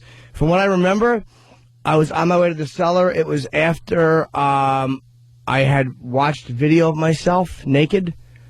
And I really wanted to, I think, throw myself through a plate glass window. I was really annoyed. I couldn't even express it. I was like, I make a call. Yeah. But I was bothered. Okay. It's called video camera. Oh, okay. Maybe we're naming these for you. Yeah, I didn't name This one's named Video Camera, starring Jim Norton. Yeah, hey, it's me again. Ignore that last message. I was behind a cop, so I was kind of driving. And Wait, what was the... I started the message and had to hang up, which I never do. But I was panicking because there was a cop. I think it was behind a cop. I put the phone down, and it just ended. It was something screwed up with it, so I just... So you were driving? Yeah, redid it. Driving, and okay, gotcha. We've all done that. Yeah, hey, it's me again. Ignore that last message. I was behind a cop, so I was kind of driving and talking, and I wound up just f***ing up and having to hang up the phone. It's just a nightmare. Here's what I'm complaining about. If you got the gist of it, I saw a video of myself getting... It's mind-boggling how depressing it is. I looked at my fat stomach. I held the camera away, and that's why I said it looked like she was a sea lion. Because I'm just pale, and I'm just a mush. She couldn't even fake it that she thought it was sexy. I'm like, I am an unbelievable mess. And she said, oh, you're being hard on yourself. I don't know. I guess Meryl Streep maybe could have pulled it off, but most average women couldn't have. And again, like I said, my was floundering. Because I was nervous holding the camera, just I was worried about how it was going to look. And I literally was trying to shoot, my gut was sticking up, I'm trying to shoot my without my stomach being in the way. And it was so depressing to see. And it's really, I didn't want compliments for it, because I knew I was a mess. But I saw it on her face when she saw it, ugh. I don't know what that face is, but you get the face. Ugh. I don't know, maybe when you realize that you're something that is, I don't know, lives in the Pacific Ocean. Maybe that's the face you make. But I was truly embarrassed. And now I'm driving looking for a parking spot, so I can't really get my point across here either. But then I guess I did get my point across. What else can I possibly say? I have a giant pale fish body and a that works well when I'm alone in a room watching porn. God forbid there's an ounce of pressure with a video camera. It just kind of falls apart. All right, well, this is my awful message, and I apologize for that first floundering one, but I was afraid of getting a ticket. Ugh. Oh, you're being hard on yourself. We both knew I wasn't being hard on myself. Hey, die, fat pig. That would have been being a little hard on myself. If I would have stabbed myself in the stomach and said, I die, fat pig, that's a little hard on myself. Not even very hard on myself, but a little hard on myself. And then I haven't slept, so I'm just kind of wiped out. But I'm really, kind of punch drunk right now, so I'm blah, blah, blah, blah. I should have ended this 3 minutes ago. God, Jimmy, you're talking to yourself. It's exactly what it is. It's like the type of message you would leave somebody. I really do. And it's like I never re-listen to them. You can't. It's just got to be what you're thinking in the moment and you send it. But I remember that moment. I was so bothered. And she's trying to say no. I forgot about that till I just heard it. And you could tell that she was just trying to be nice, and she's no Meryl Streep with her acting. Dude, when you say to yourself, literally we're watching it, and I grabbed her face and held her eyes. Mm-hmm. I'm like, you can't look at that. And I think I said something like, how do you, me? And she's like, oh, you're being hard on yourself. Mm-hmm. It was like she knew she had to say something, but what she wanted to say is, I don't know how I do. Well, because women are not as visual as men. Yeah, that's what we tell ourselves. But they do have little pads on their fingers, which give them the sense of touch. You know, so they still understand when there's a giant pale eel in the sack with them. Really creepy, man. All right. I was so depressed when I saw that. Let's say hi to Josh in Ohio. Josh. How you guys doing? Pretty good, Josh. Good evening. I actually, the most mediocre part of my life when a girl looked at me and said if I was 5'4", I'd be well endowed. I'm 5'11". I've never understood that comment. Or my greatest one is, what I lacked in length, I make up in girth. I still love that woman. She was so honest. Well, what was the length? I did. Give me a number. Barely past the belly. Wow. So what would you say the length was? Let's just say a number. 6? Sure. No. No. 4.5. Tops. I barely could get atop of the thumb knuckle there. Pretty much. All right. Well, thanks. Honestly, you gotta love bonded it. on our genital awfulness. Yeah, no kidding. All right.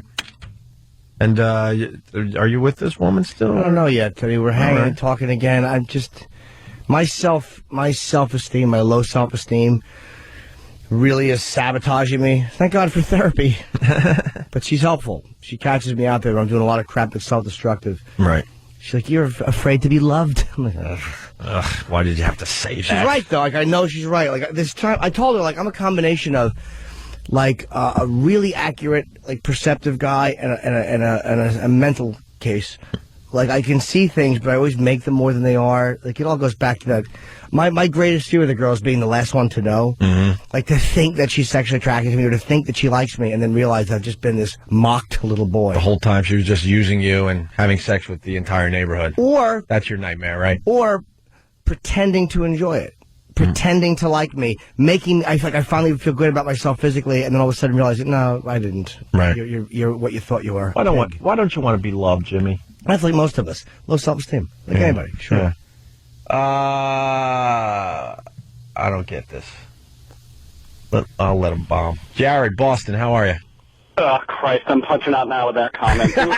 Well, what was it, Jared? You might as well say it now. Jesus. You know what? Touche, Jared. You got me right back. What was he going to say? Let him have his moment. That was funny. All right, we're going to take a break and get into some other stuff. We got David heading down to that bakery. Yes. To get the, what are they called again? The Drunken Face Negro cookies or Drunken Negro Face cookies? Yeah, something like that. And we're going to go to the FU line right now to see what everyone else is bitching about. You just heard Jimmy's bitch. We got a phone number that you could call and bitch about stuff as well. All right? It's the FU line on the Opie and Anthony show starring Jim Norton today. Thanks for calling the Opie and Anthony FU line. Here's the latest batch of FUs. You have 9 new voice messages. First voice message. I want to give a big fuck you to all the fucking people that I work with. Everybody else got fucking overtime tonight but me. I got fucked. Next message. Yeah, I'd like to give a big F-U coming straight out of the San Francisco Bay Area to all my fucking coworkers. You bald-headed bastards. Give me a raise. Next message. Hey, this is Victoria from Georgia. I want to send out a big fuck you to the bitch that copied my debit card and drained my bank account. Fuck you. Next message. Yeah, this is a big old fuck you to birthdays. Birthdays fucking suck when you're alone, man. I hate birthdays. I wish we didn't have a goddamn birthday. So fuck you to birthdays. Next message. Yeah, I'd like to give a big fuck you to my job and all the stupid consultants that come in and every day and make my life a miserable hell. Fuck you. Next message. Yes, I'd like to say fuck you to Ken. He abandoned me for the last time after 13 years, and I'm tired of his shit, and I can't stand his guts anymore. And I just want him to know, fuck you, Ken. Next message. Yeah, I'd like to give a congressional fuck you to everybody who decided to come last minute down to D.C. and just fuck my commute up. Go find something else to do, assholes. Fuck you. Next message. I want to give a big F-U to my ex-husband, John. Thanks a lot for ditching your kid. He's been screwed up since you left. I hope you're happy with your new bitch. Next message. I'd like to give a big F-U out to my fucking mom, who decided not to pick me up today. Now I gotta walk 8 miles in the fucking snow, jackass. End of new messages. Call the Opie and Anthony FU line. 866-FU line 1. That's 866-FU line 1. Thank you and goodbye. It's Friday. Nice. 877-212-ONA. It's myself and Jimmy today.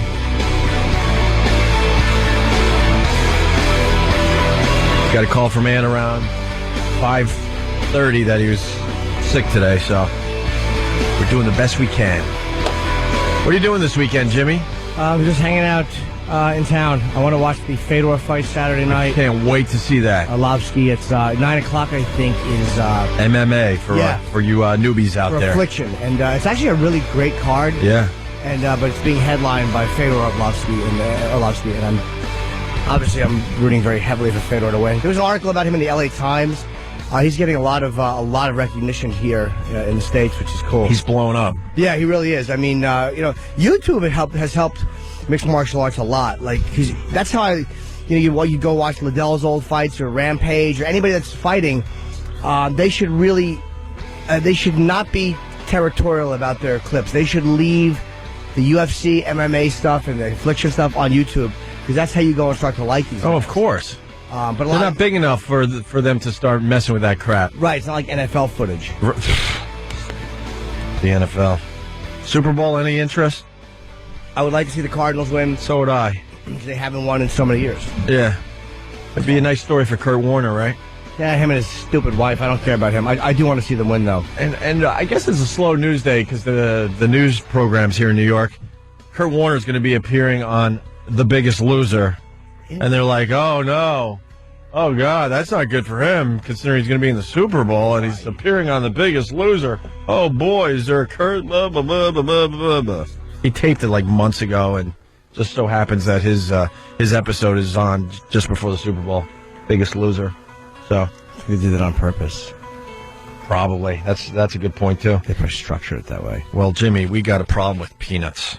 Oh, no. And peanut butter. I love peanut butter. Who doesn't, Ope? Every boy does. A better way to make friends with the neighborhood pooch. Would you ever do that? What do you mean? You have? Who hasn't? You don't get any dogs with jelly. You get marsupials. Is Ted working on his bakery bit? He certainly is not. Okay. Is Ted tired today? Ted is very tired. Ted doesn't say tired. Ted goes, I'm tuckered out, Gregory. Yeah. He's tuckered out. I'm starting to think you might have a multiple personalities disorder. I do talk to myself in different characters when I'm home. Do you really? Yeah, I really should be executed. What kind of characters? I don't know. Ones that you don't bring to the show? No, I don't know. Jive talking Jimmy, all that stuff. I really do. To yourself? Oh, yeah. I can't even look at you. I know you shouldn't. What does Jive talking Jimmy say to you? Whatever it is. If the phone rings, like, yo, man, get home. I'll just go get it. Phone ringing, man. You're a complicated individual. I'm an idiot. You're exhausting at times to try to follow. I know, it's a problem. I love you, though. All right, here we go. Peanut butter. There's a problem. Federal health officials say the salmonella recall now involves about 31 million pounds of peanut butter and peanut paste. Wow, where do you put all that peanut butter if we're not going to eat it? 31 million pounds? How did that one big vat get infected? How'd that happen? I don't know. What do they do with the peanut butter? That's what I want to know. I don't know. I guess it's destroyed. I mean, if it's contaminated. Really? I can't imagine that they treat it. I would call up all the ski resorts and go, hey, you need some peanut butter. just obnoxiously put it on one of their ski runs. But wait, let me ask you, the peanut butter, now if salmonella couldn't be in 31 million pounds, if you just scooped off a spoonful and ate it, would you get salmonella? Does something like that permeate every single cell in 31 million pounds? No, I don't think so. They're just playing it safe. Yeah, I think that's what they're doing. I mean, I think there have been a few reports, and I think that's exactly what they're doing, is playing it safe by just taking a whole lot of peanut butter related and peanut butter related products off the shelves just to be on the safe side. What would you do with all this peanut butter, Jimmy? I'd make a hat out of it. Just one big heavy hat? Yeah, 31 million pound hat. And then news would come, he's the boy with the heaviest hat, and it's made of peanut butter. You know and what? Wave. I smell bit. Because we've seen the videos, the videos of the blank hat. Yes. Which is really funny because it's so heavy, like the girl can barely keep her head straight. Yeah. It's tilting to the side. It's just awkward. I suggest, would E-Rock be in for a peanut butter hat? I hope he would be. Yes, especially if he could wear it in his mouth. Get E-Rock in here. It would look better than what's already on the top of his head. E-Rock, You're the go-to guy. You know that. Your videos are very popular on YouTube. Okay. I'm still impressed with your Cinnamon Challenge video. Would you allow us to make a peanut butter hat? Okay. It's got to just be awkward and really heavy on the top of your head. Peanut butter. It has to be the chunky peanut butter, too. Yeah, chunky peanut butter. That's it. It's just peanut butter. Yeah, that's it. But we're going to keep piling it on until it just feels uncomfortable and heavy. All right. Do we have time to do it today? Maybe not. Well, I mean, if we hustle, I'm sure we could scrounge up some chunky peanut butter. All right, if we have to do it today, yeah. Well, you know, it would save the show. All right. You know. I mean, we're doing a fine job, but, you know, we could use the big bit that everyone's talking about all weekend long. Like, you hear Opie and Anthony, freaking E-Rock did a peanut butter hat. That's crazy. I can muster up my optimism, but I can't see that being the chatter.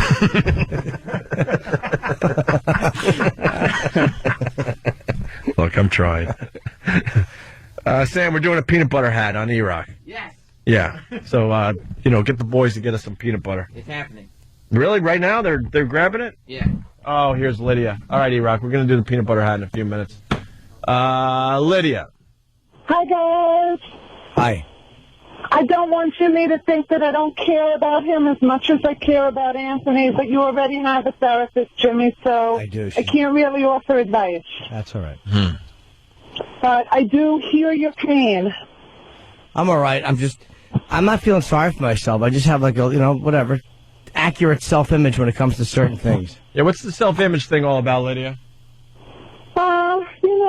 I don't know enough about Jimmy, but it really sounds like he looks to others to define himself. Well, doesn't everybody, though? I mean, come on. Yeah, I think that's... To a certain extent, Jimmy. And Lydia, I do it when I'm alone.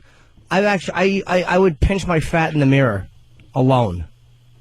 I believe you, Jimmy. Yeah, it's I accurate. believe you. I want to see what you look like. I would love for you to see what I look like. I bet you're really hot looking. I know that the thing to do is to say that you look like a pig because your voice is horrendous. Yeah, I know it But I is. think that means you're probably pretty hot. I think she's in the middle. In the middle? How old are you, Lydia? I'm 44. 44. 44? 44. 44. How many kids? 2. All right. 2 kids. You got the big heavy boobs? With a nice weight to them? Fake boobs. Huh? Fake boobs. You got fake ones? Yes, I do. It's great. Your therapist, you got to put the check between them. All right, that's like this. That's what I want, a therapist with fake boobs, meaning that she's got her own issues. That's wonderful. Great. Yeah, you're going to tell me what's wrong with me. Yeah. And a picture of her father made it into a dartboard on the wall. That's healthy. Yeah, you can't even accept your own body, but you're going to tell me what's wrong. Okay. I don't think there's anything wrong with self-improvement. Yeah, sure. Yeah, but how far would you go? I'd go pretty far, Opie. No, I'm not. I'm talking like, would you do the Botox, the facelift? Where does it end with you? I haven't considered that yet. It hasn't been necessary. Yeah. I have pretty good genetics. I'm lucky. Could you send us a picture? I knew it. I knew she would probably be, a looker. Send us a picture, will you, Lydia? Okay. All right. Anything else for Jimmy? No, I just wanted to let him know that, I heard him. I would never split his therapy by also therapizing on the air. How about this? Is there anything else for Jimmy? How about this? Anything for Jimmy at all? Yeah, good point. Lydia. Anything for Jimmy? Do you do well as a therapist? Yeah, I do. Yeah. A lot of problems out there, huh? A lot of problems, and a lot of people need someone who can listen. Yeah. All right. Thanks, Yeah. Lydia. By the way, I'm glad that stupid JFK's daughter is getting nothing. Oh, we did the whole bid yesterday. Good. You got that audio from So yesterday? happy. Well, I think we were a bit ahead of that story, but it was very obvious she wasn't qualified. Kind of like Kennedy, yeah. And when you go into politics, you need to be a good public speaker. She stinks. And she stumbled out of the gate, and they're like, everyone started looking like, oh boy, what did we get ourselves into? Yeah, but it turns out it wasn't her talking that undid her. It was apparently a tax problem and maybe some domestic help issues. No. And there were questions about the state of her marriage as well. And she shouldn't be there because she is not qualified. Well, that was the first thing. Thank you, because that's what speaker. I'm going with what Governor Patterson's saying, and he's basically saying she's not qualified for the job. Yeah. We don't need her. And now she's like using excuses why she has to back out. Yeah, how about this? Just beat it. No one needs you. How about this? This is the reason why. We did it yesterday, but bear with us. Jimmy wasn't here. This is the reason why she's not going to take Hillary's seat up there in Albany. Listen to this. You know, I think really this is sort of a unique moment, both in our, in our country's history and in my own life. And we are facing unbelievable challenges. Our economy, healthcare. People are losing their jobs here in New York, obviously, and so. And for me, I've grown up here. I've lived here all my life. I love it. And, and going into politics is something that people have asked me about forever. And you look at some of these politicians and you think to yourself, that seems like it's an easy thing to do. She's horrendous. She said every other word. She's a terrible speaker. Right. And she's like a real life hack. Yeah. And the economy and health. Just shut up. This is a very special moment in time. And it's not. Because I am an unconventional choice. I understand that. I haven't pursued the traditional path. But I think that, in our public life today, we're starting to see that there are many ways into public life and public service. And it's not as, all our institutions are less hierarchical than they used to be. And so, I think that, I bring, my life experience to this, and that includes being a mother. I understand sort of those choices that women make. That is why sucks. You can believe whatever you want, but that's why she's not going to be in public office anytime soon. She sucks. She's horrendous. I don't want her representing me. Dude, her voice was making me angry. It was so awful. Yeah. She has like that, there's something about her mouth. She's married to a man? Yeah. Ah. Edwin Schlossberg. I'm sure he's a fun guy. I always wondered why she never got into politics. Exactly. Now you know. Now you know, right? Idiot. And who pushed her? That wasn't her decision. Someone pushed her forward and said, look. Maybe the party or the family, but the Obama... There's no way she wanted that on her own. The Obama group was allegedly behind it, too, because she did them a big solid by supporting him. Yeah, well, they're dumb, too. How about Guantanamo? He's closing it. What do you think, Jimmy? I don't know. That's got a lot of people outraged. I have mixed feelings about it, because I want to see that the Al-Qaeda operatives are... I want to know what we're doing. It's hard to say, because you get guys like Khalid Sheikh Mohammed... You can't treat them well. You can't let them lawyer up, because the bottom line is you're talking about hijacking planes and planting dirty bombs. We don't know it's already been stopped by knowing these people, but I want to make sure that we got the right people. That's all. Yeah, Stump Brain, what's the other side saying? Because a lot of people outraged, so why is Obama doing this? Just to send a message to the world that... Yeah, it's about rebuilding our image in the world, but he also built in some wiggle room, saying, listen, you got a year to close it. So they have a year to finagle whatever they're going to do and deal with whatever they have to get out of these guys. And there are guys they cannot release. There are guys there that they should never be released. Sure. And if they can't send them back to where they came from, they'll have to go into our system. And that's what a lot of people are upset about, especially the families who lost family members on 9/11. Well, then they're going to be punished and go to jail, you'd hope. But these scumbags are going to lawyer up. And that's the problem. But then again, they've had them for a few years. I mean, yeah. This is outraging a lot of people, obviously. So we'll have to wait and see. I'm loving watching this Obama guy, though. It's fascinating TV. He's in there, digging in. He got the stem cell thing working, right? Yeah, that's what he meant with that whole science comment during his inauguration. Yes. Let's get the stem cell research going again. He understands how important that is for people out there. There were so many restrictions on stem cell research that we'll never know what we missed out on. But there was some announcement today that there was a major breakthrough already. So for 8 years, that jackass. Yeah. That's why I hated Bush at the end. It was just stem cell stance, religious dope. Yeah. All right. Let's get back to the peanuts. Are we doing peanut butter hash? I'd like to, yeah. Oh, yeah. On E-Rock? Yeah, I'd like to pat it down with a hammer, too. Right.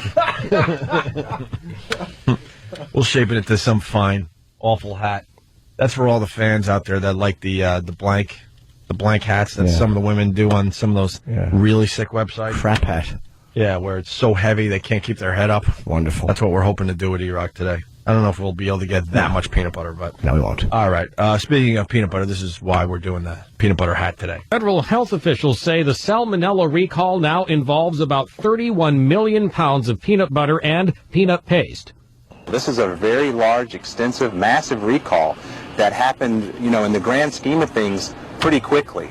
This company has been identified as the source of the contamination. While Peanut Corp isn't an industry giant, the list of products they make or provide peanut paste for ranges from dog biscuits to energy bars, and that's causing a big headache for some Georgia stores. A lot of product, it's a lot of money, actually. I mean, these things go, $1.50 a bar. It's amazing. Some companies are pulling all peanut-related foods from the shelves. Others, like Kroger supermarkets, say they're programming checkout scanners to catch any recalled products that may still be in their stores. The Centers for Disease Control says more than 450 people across 43 states have become sick since the latest salmonella outbreak began last fall. 6 have died. Wow, there you go. Yeah. They gotta play it safe. Yeah, people are dropping dead. Let's say hi to Steve in Queens. Steve, it's Opie and Jimmy. How are you today? Hey, what's going on? Welcome aboard, Steve. Sure, why not? How on earth do you get salmonella in peanut butter? Oh, no. I mean, you could understand if it was in chicken or something like that, but I mean, are they making like salmon-flavored peanut butter or something? Do we know a little more on that, Stump Brain? I don't know. I thought you could get salmonella in just about anything. No, if someone has dirty hands and they're messing with the peanut butter or the peanuts, doesn't have anything to do with salmon, sir. It's a bacteria. He's kidding. The guy's kidding. Because most of us know from what handling chickens or raw. Yeah. Or maybe some guy in the peanut factory dropped a deuce into the vat. Dirty hands. Wasn't happy with his boss and said, "Oh yeah, I'll give you some peanut butter." He wanted to kind of reenact the, you get your chocolate in my peanut butter, but he didn't have a chocolate bar, so he just dropped a deuce. screamed awful remarks at his boss. Have fun trying to find that. Exactly. A rifle through 31 million pounds to find a deuce. How do you like them apples? Exactly. The deuce has been found and removed. All right, so big deal. You can't get peanut butter. Yeah. How funny would it be if we put salmonella on E-Rock's head? That would be wonderful. We probably won't be able to get it today. At least what? We probably won't be able to get it because they're recalling all this stuff. We'll get peanut butter. He'll finally lose weight if he gets the salmonella. That's true. We should hope for food poisoning. We got an update on the Negro face cookies. Yeah. What's the deal on that? It's called Drunken Negro Face Cookies. Apparently, Sam's got the Sam, yes. We sent Dave down to the village to try to get some Drunken Negro Face Cookies so we could try them out. Yeah, and the owner of the bakery got there, but he said that he was only doing it for the holidays, so I made them ask what holidays, and he said they were only doing the cookies for Martin Luther King Day, and then they were extending it to Inauguration Day, but they don't have any more. They can't make any more. We can't have any. What kind of cookies are they making now that might be really edgy? I don't know. We should have asked. He didn't have any edgy... Wow, that means he got a bit scared. Because wouldn't this be the perfect time to be making these now that you got attention? Yep. I'd like one. I'm going to go home and make my own. Yeah. Sometimes I'll have Oreos, and I'll just separate them and yell at the white part. Wow, we're going to learn something from Karen in Jersey. Speaking of which, for all the people on Twitter, I'm sending the Drunken Negro Face Cookie picture to all you followers. Yes, I got it there, Stump Brain. Opie Radio on Twitter. Let me go check it. No, I haven't sent it yet. I'm doing radio here. When we take a break, I'll send the picture off. Karen, what do you got? Hi, Opie. A friend of mine used to work for a really large food distributor, and she explained to me that she used to go into the actual distribution plant where they make the peanut butter, and there's something about how they lay the peanut butter out on these, gigantic, beds of peanut butter, just big, gigantic beds of peanut butter, and it lays out. And she said the people that work in these plants are so disgusting. It's down in, South Carolina or something, and they're all dirty and nasty, and it kind of explains why there's always problems. And actually, there's way more peanut butter recalls than we even know about as consumers. They recall the peanut butter before it even makes it out of the plant. So the peanut butter, a lot of times, will be infected. I don't mean to laugh, but one of the interns just walked in with at least 6 jars. Oh, there's more coming in now. It's up to 8 jars of peanut butter. Where's E-Rock? We got to start our peanut butter hat. Smell like peanut butter in here. This is just, I got to acknowledge, this is just stupid, but what the hell? We have 8 jars of super chunk peanut butter. Nice. All right. Continue there, Karen. I didn't mean to so basically that's the whole thing. Is just essentially how they actually make peanut butter makes it, I guess, potentially harmful. And like I said, before we even know about it as consumers, they're mixing plenty of batches after batches after batches before it even makes it out of the factories. I got to be honest, I don't mind a little food poisoning every once in a while. You see how flat your stomach looks afterwards? Keeps you honest. It's nice. It's a nice little quick diet. Like, look at me. By the way, Miss, thank you for the skinny on peanut butter. Yeah, we got it. We wouldn't have been able to survive the weekend without that phone call. Thanks, Karen. A real expose on peanut butter. Things we didn't know. I mean, be honest. When you get the flu or food poisoning, Jimmy, don't you secretly go, hey, wow. I don't know if I've ever gotten it. Makes me look good. Yeah, I like puking, though, like the next day. I feel like I did a workout. E-Rock. Yeah. How do we make this into something that is worth doing on the radio? We don't do it. We don't do it? All right, E-Rock, who's going to apply the peanut butter? How about everyone come forward that doesn't like E-Rock, and you're allowed to put peanut butter on his head? People from CBS FM. Oh, Sam. Angela's going to come in. Mr. and Mrs. Nagel. Right. Sam is quick. He wants to help make the peanut butter hat on E-Rock. You got to film it and then do a little, what is it called? Fast motion? Yeah, a little fast motion until it's a very impressive, heavy peanut butter hat on the top of E-Rock's head. What are we going to apply it with? Our fist. Let's say hi to Rob as we figure all that out. Danny. No, I was going to say, we have like, plastic utensils in the other room. You sculpt it. You scrape it on his head and you start shaping it into something. Let's go to Rob on Long Island. Rob. Hey, guys. Yeah. The peanut butter got salmonella just like, the tomatoes got salmonella. You got these illegals that are in the farms picking the fruit, and, they're not that sanitary. They wipe their hindies with their hands, and then, the salmonella gets all over the fruit and stuff like that. There was a good movie called Fast Food Nation that basically showed all this. There was a big distributing company. Was that a good movie? I mean, it jumped around a lot because they showed different stories they showed one story of a family coming from Mexico, and they started working for this meat distributing company, but this meat distributing company basically was starting to get lawsuits because there was a high amount of fecal matter in their meat. Ew. because of not being sanitary. And how much fecal matter? Like when you stretch the saran wrap over the London broil, would you actually see it on top? Like would it actually stretch out over it, or was it like invisible? Oh yeah, no, you could see it, Jimmy. No, basically what happened was that this independent study did a test, and they showed that, for the most part, just like every other fast food places, the meat that they get, a lot of the fecal matter is burnt off from the cooking process. But this company, having a ton of illegal immigrants and stuff just working in this factory, who they were just going against the guidelines, the government guidelines, and not being that sanitary. Just the cows are basically just crapping, where they were slaughtering these animals. Not to interrupt this this droning explanation. Yeah.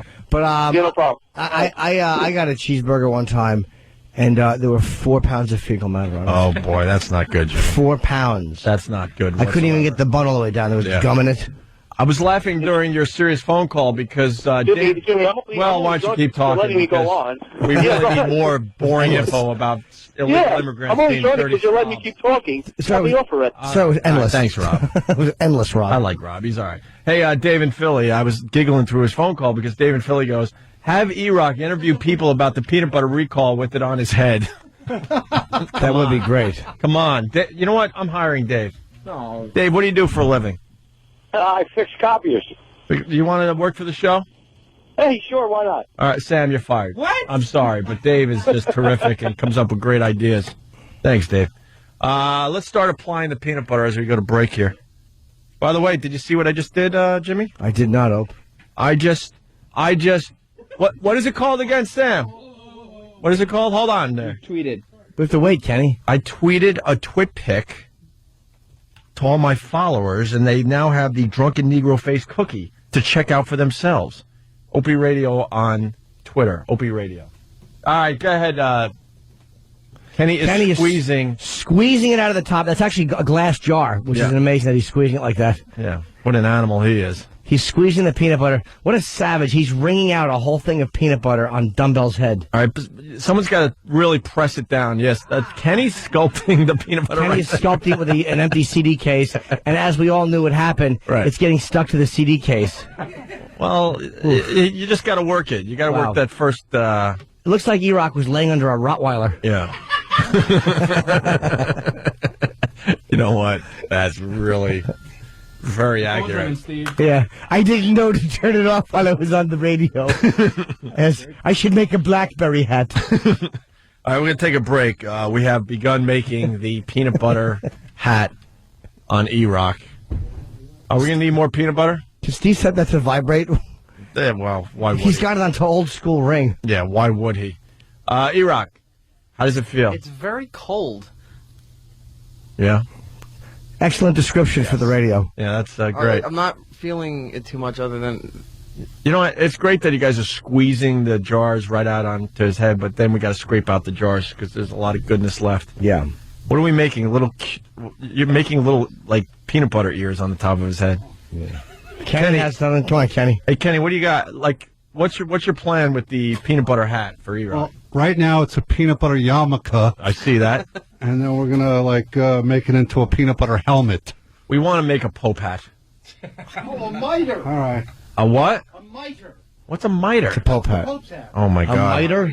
I am gonna do great this Sunday. New York Times crossword puzzle. Miter. That's gonna be another one I'm gonna get this week. So if your daughter bought a hat like that, would you call her a miter lover?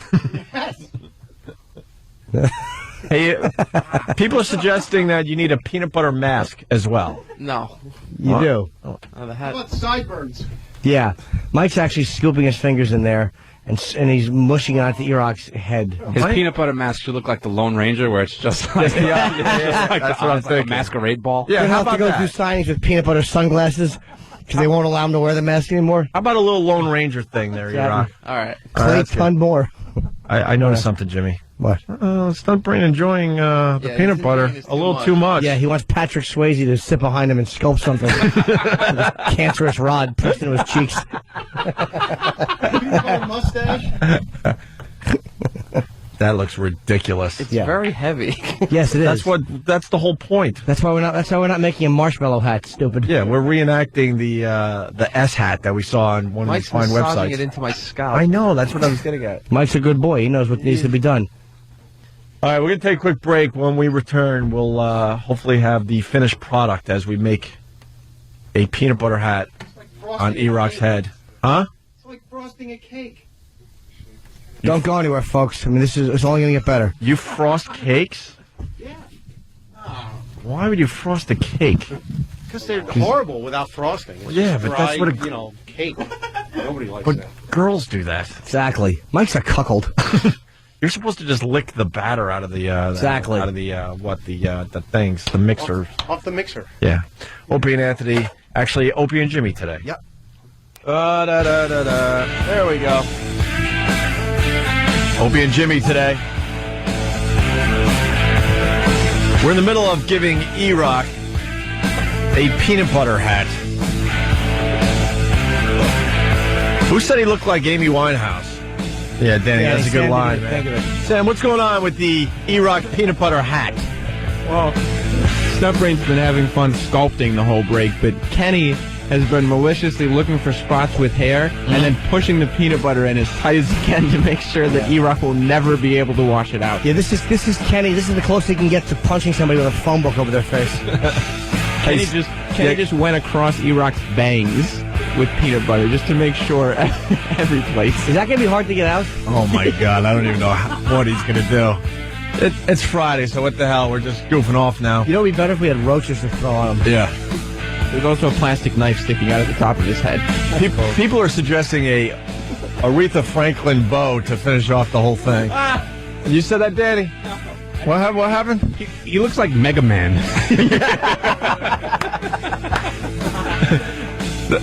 E-Rock, how heavy is it? It's pretty damn heavy. Yeah?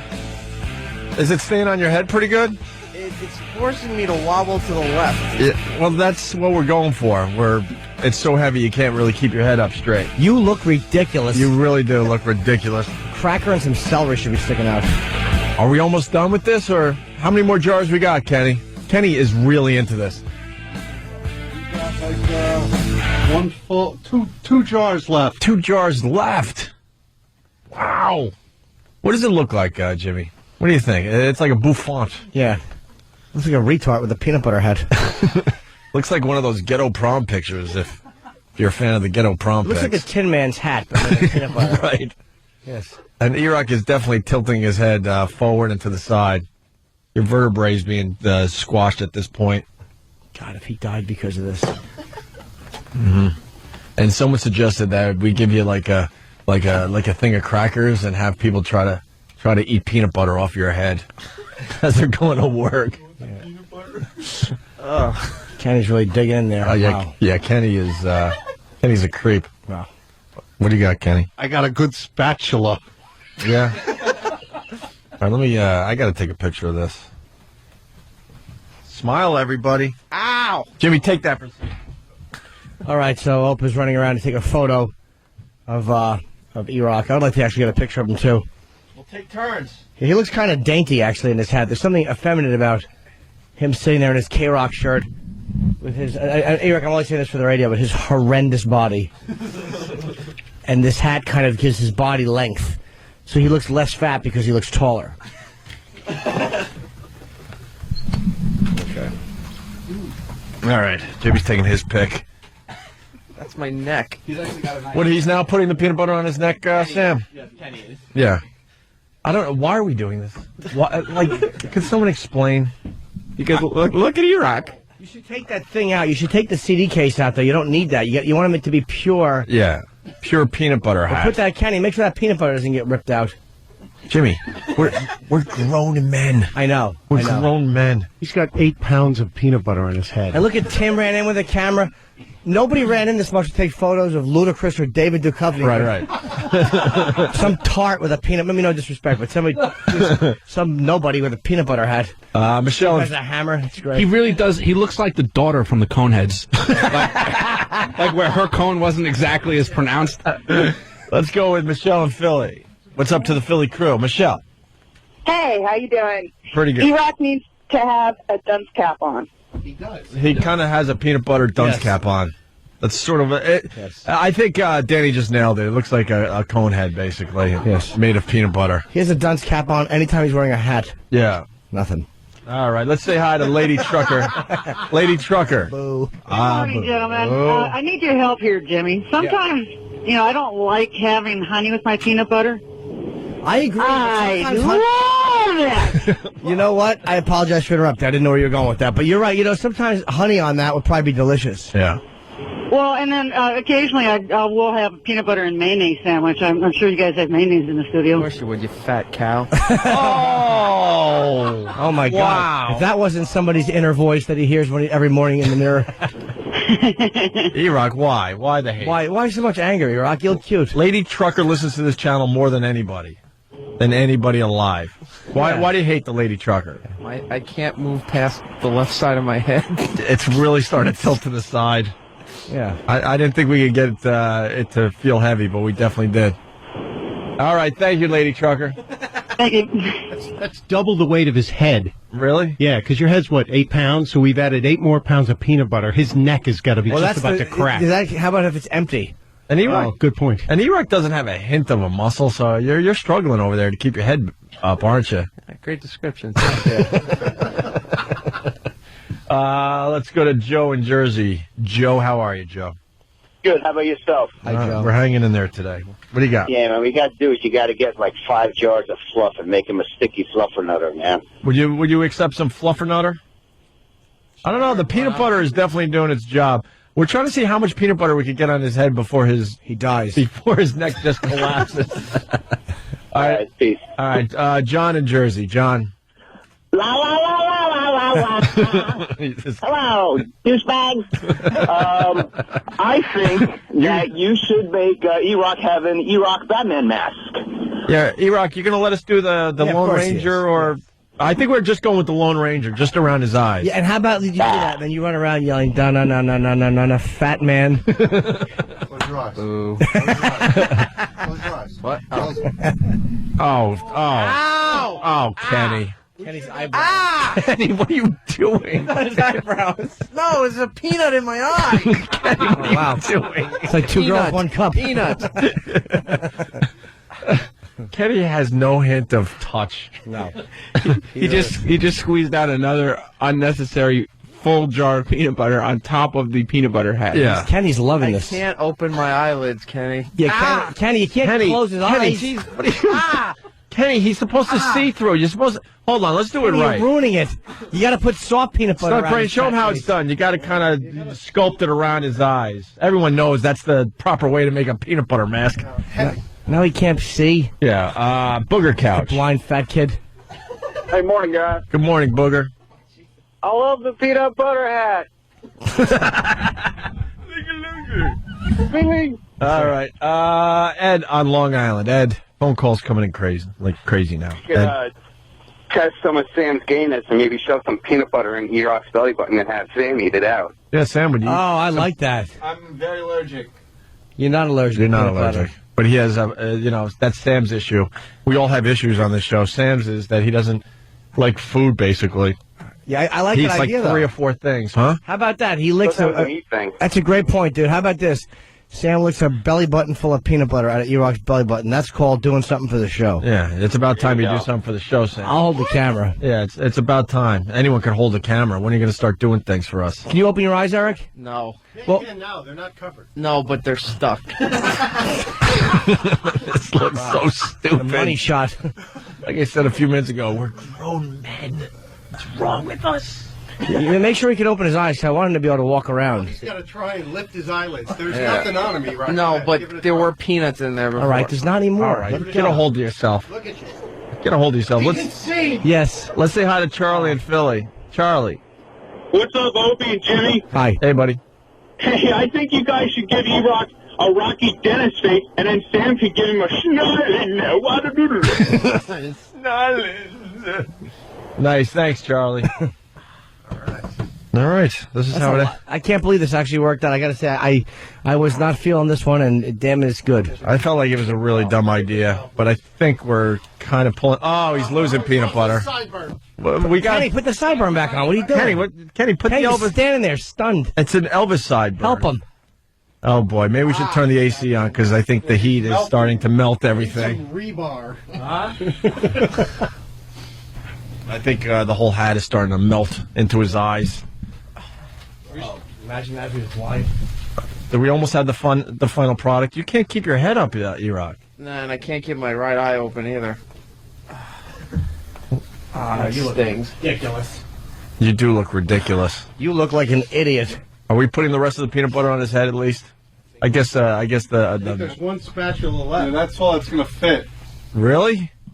All right, now, how about on the back of the neck, though? You got to balance it out a little bit because this way it will hold it onto his head. Come on, Kenny, it's falling. Wait, all right. On the back of the neck a little bit. Kenny, if you don't put it on the back of the neck, please. Yeah, please. Please, That's right. Kenny, please. For Pete's sake. E-Rock, I want you to walk over toward the mic so I can get a fine picture of this.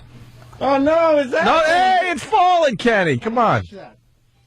Touch that up. Get that back falling? Because it's... E-Rock, cool off. We need rebar in there. Well, he's got to go outside with a peanut. outside to meet people. Yeah, I think you should go outside right now before it melts. What do you say? Yeah. No. You don't want to do that? Why aren't you going to go outside, E-Rock? E-Rock, stand up and come over here. I got to take a final picture. You look silly, E-Rock. For everybody out there. Oh, my God. He's so hard for him to walk. You can't walk? E-Rock, look at me. I'm taking your picture. Are you looking? I can't even tell. I can't open my right eye. Oh. Hold on. You look like Vicky LaMotta. Yeah. Hold on. All right, everyone's taking pictures. That's amazing. You look ridiculous. You look like a complete fool. You look like a... Let's take the elevator downstairs through the lobby. All right, yeah, get me... Yeah, I agree. Come on, E-Rock, really fast. This is how we're going to end today. Sam, go out with E-Rock. Do we have crackers or anything? Do we have little spoons? Maybe people could just spoon it off his head. Yeah, we got to do it quick before it melts, so we got to go soon. So, and make sure you get him a jacket. Yeah, go ahead, E-Rock. He needs to have a jacket or he'll catch his death. There goes E-Rock with his peanut butter hat. What a fool he looks like. Downstairs. Sam, film him the whole time in case it falls off. Look how he walks. He can't walk. I know. He walks with that hat on the way he should walk all the time with his gut. I don't know. Steve's trying to ask him something. Steve, what are you asking E-Rock? He doesn't want to put his jacket on. He doesn't want to ruin it. Okay. Well, it's warm out today. It's 40 out. It's 40. He'll be fine. It's not going to catch his death. Yes. He's got a peanut butter hat on. Yeah, exactly. How cold can he be? We should make him some peanut butter mittens. And just punch him in the face. That should be the end of the bit. Yeah. You stand there and then just punch him in the face. All right. You know what we'll do? We'll take a quick break. And when we get back, we'll have E-Rock on the street. It'll either work or it won't. I don't have high expectations for the last 5 minutes of the show. I'm going to tell you, dude. We're basically going to have people try to eat peanut butter off E-Rock's head.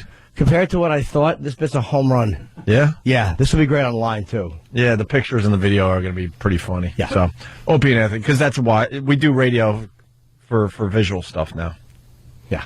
All right. And what were you promoting before, Jimmy? Caroline, February 5 through 8. I'll be here in New York at Caroline's. That's huge. Yeah, I'm very happy to be doing Caroline's. It's been about a year since I've been there. All right. And Stunt? They should put the Snuggie on him, so he's be out in the street with the Snuggie and the peanut butter hat. Excellent idea. Get that Snuggie on him quickly. All right. Opie and Anthony. Actually, Opie and Jimmy today.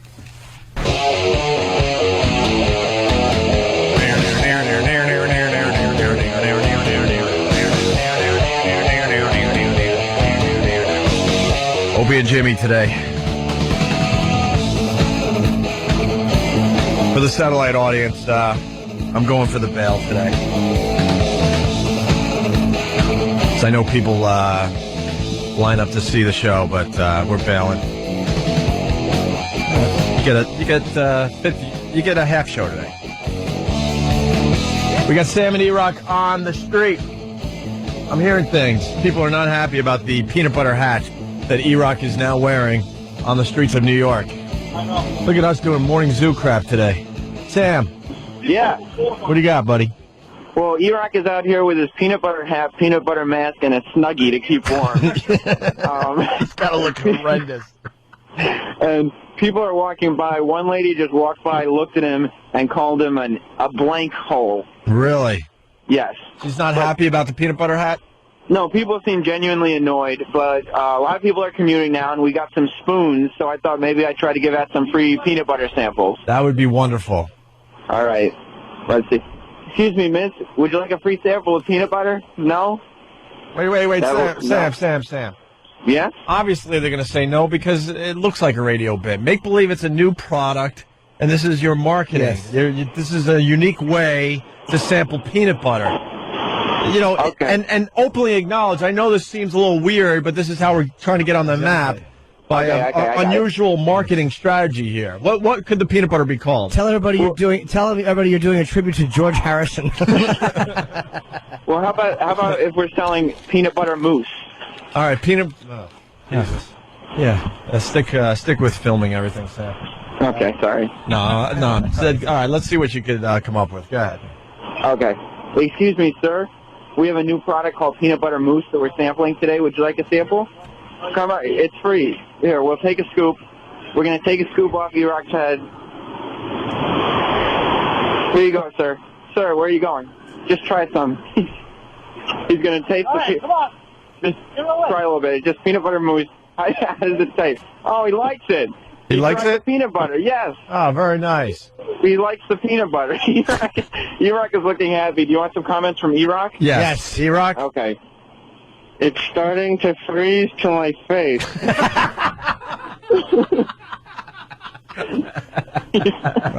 Perfect. He looks as creepy as can be because he's tucked into a corner like a homeless man, but he's got chunky peanut butter all over And him. I'm looking at the current temperature on the news, and it is freezing out there. It is 32 degrees, so that peanut butter is freezing to his face and hair. It's definitely getting very cold. Please, can we ask E-Rock another question? Yeah. Yeah. Ask him is he comfortable? Okay. E-Rock, are you comfortable? Not at all. Why? Why aren't you comfortable? My right eye is burning. It's freezing to my face. And, I think it went down my shirt. It's dripping down the back of his neck. Hey, is that psycho homeless guy out there today? Let me check down the street because I think he might be. Yeah, he's like a cross-dressing homeless guy. Yes, yes, he is. Oh, come on, Sam. What do you say? This guy. All right, let's go over to him. This guy's an angry homeless guy. We're gonna go meet the angry homeless guy. This will not end good. This guy is a problem. He's chased me a couple of times. This is the homeless guy that we play homeless roulette with. If he blackens E-Rock's eye. Yeah. Basically, he doesn't like when you take ask pictures. the guy if he'd like to share your peanut butter. This guy doesn't like his picture being taken. Okay, we got a video camera out here with E-Rock, so he's going to be very curious.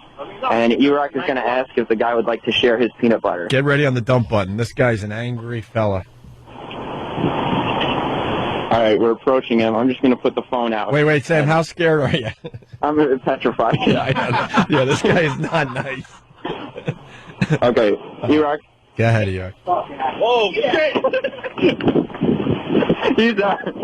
He got up immediately. We had to run away. I told you. We had to, They have no reaction.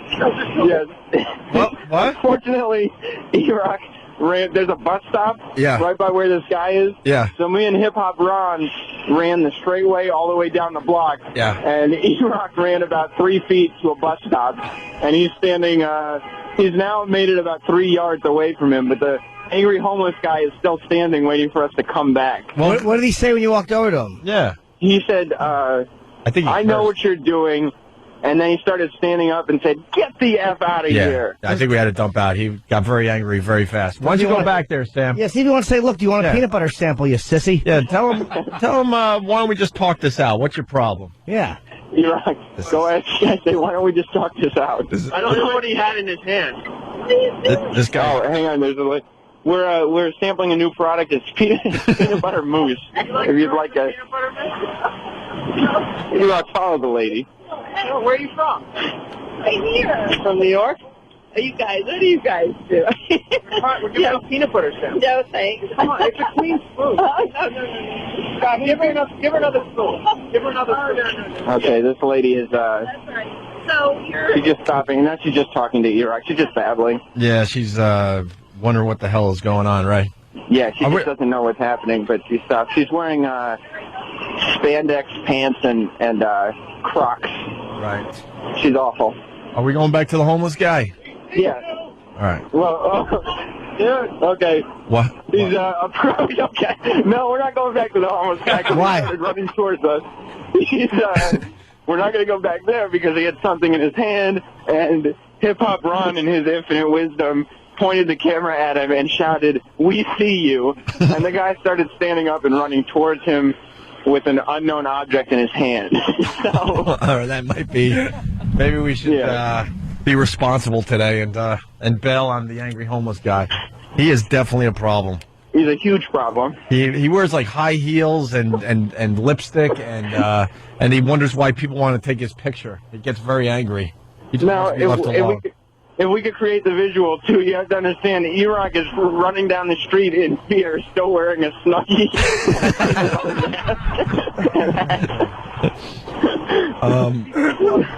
Jimmy, I'm getting replies on my Twitter account about the bit we're doing. They're looking at the pictures that I sent out of E-Rock's peanut butter hat. It's Opie Radio on Twitter once again. This guy writes, "Nice. Does Kenny always have to look like he has Down syndrome?" Kenny's very excited about this bit today. Yeah. Oh, good one. What's going on, Sam? Well, we're back to asking people if they want some peanut butter, and they're walking very fast past us and shaking their head furiously. Right. Is that for yes? No, I mean, no, shaking, not nodding, shaking very much. Oh. No, definitely not. All right. Well, I guess that's all you're going to get today. Anything else, Sam? Yeah, when we were walking through the lobby, the guy at the desk asked if E-Rock thought he was in Slumdog Millionaire. For those people who have seen Slumdog Millionaire, there's a scene where the young boy falls into an outhouse and comes out through it, and that's what E-Rock looks like. Oh, very nice. Very good. All right, buddy. All right. I guess we're going to end right here for today. Thank you, Sam. Thank you, E-Rock. Thank you, Kenny. Thank you to everybody that made the peanut butter hat for E-Rock. Yeah, we'll see you Monday morning. Have a good weekend. Well, we got the marathon. We got to see what songs they're playing today, Jimmy. Oh. The big news, Jimmy's going to be at Caroline's. First weekend in February, it looks like. Those tickets will go very fast, so you should call up Greg and the gang at Caroline's. Get your tickets. 212-757-4100. Yes. For Norton's tickets at Caroline's here in New York City. All right, what's the music marathon today, Danny? Well, first up, we have The Who with Love Reign Over Me. Uh-huh. Then we got Van Halen, Why Can't This Be Love? Uh-huh. The Cult, Love Removal Machine. Uh-huh. R.E.M., The One I Love. Uh-huh. Jimi Hendrix, Hey Joe. Are they doing a love theme today? Are they starting to listen to me? Hey Joe, they are, yeah. There's a lot of love in those songs that you just listed. They're laughing at E-Rock. Sam, what's going on? Well, you're right. We're walking back towards the building, and people are just trying to walk to work and laughing at him because our intern, Scott, who's 38 years old, is down here with his hand on E-Rock's back, guiding him because the peanut butter is dripping into his eyes. Oh, all right. Well, yeah, you're listening to Grown Men, and this is what we did today. What can I tell you? But plenty of pictures up on my Twitter account, and Opie's Eye as well, right? What? ONARadio.com has the peanut butter hat pictures. Opie Radio on Twitter has the pictures. And that's that, I guess. We'll see you guys on Monday. Have a good one. All right, guys. It's time to get some music played for everybody. It's music marathon time. Have a great weekend.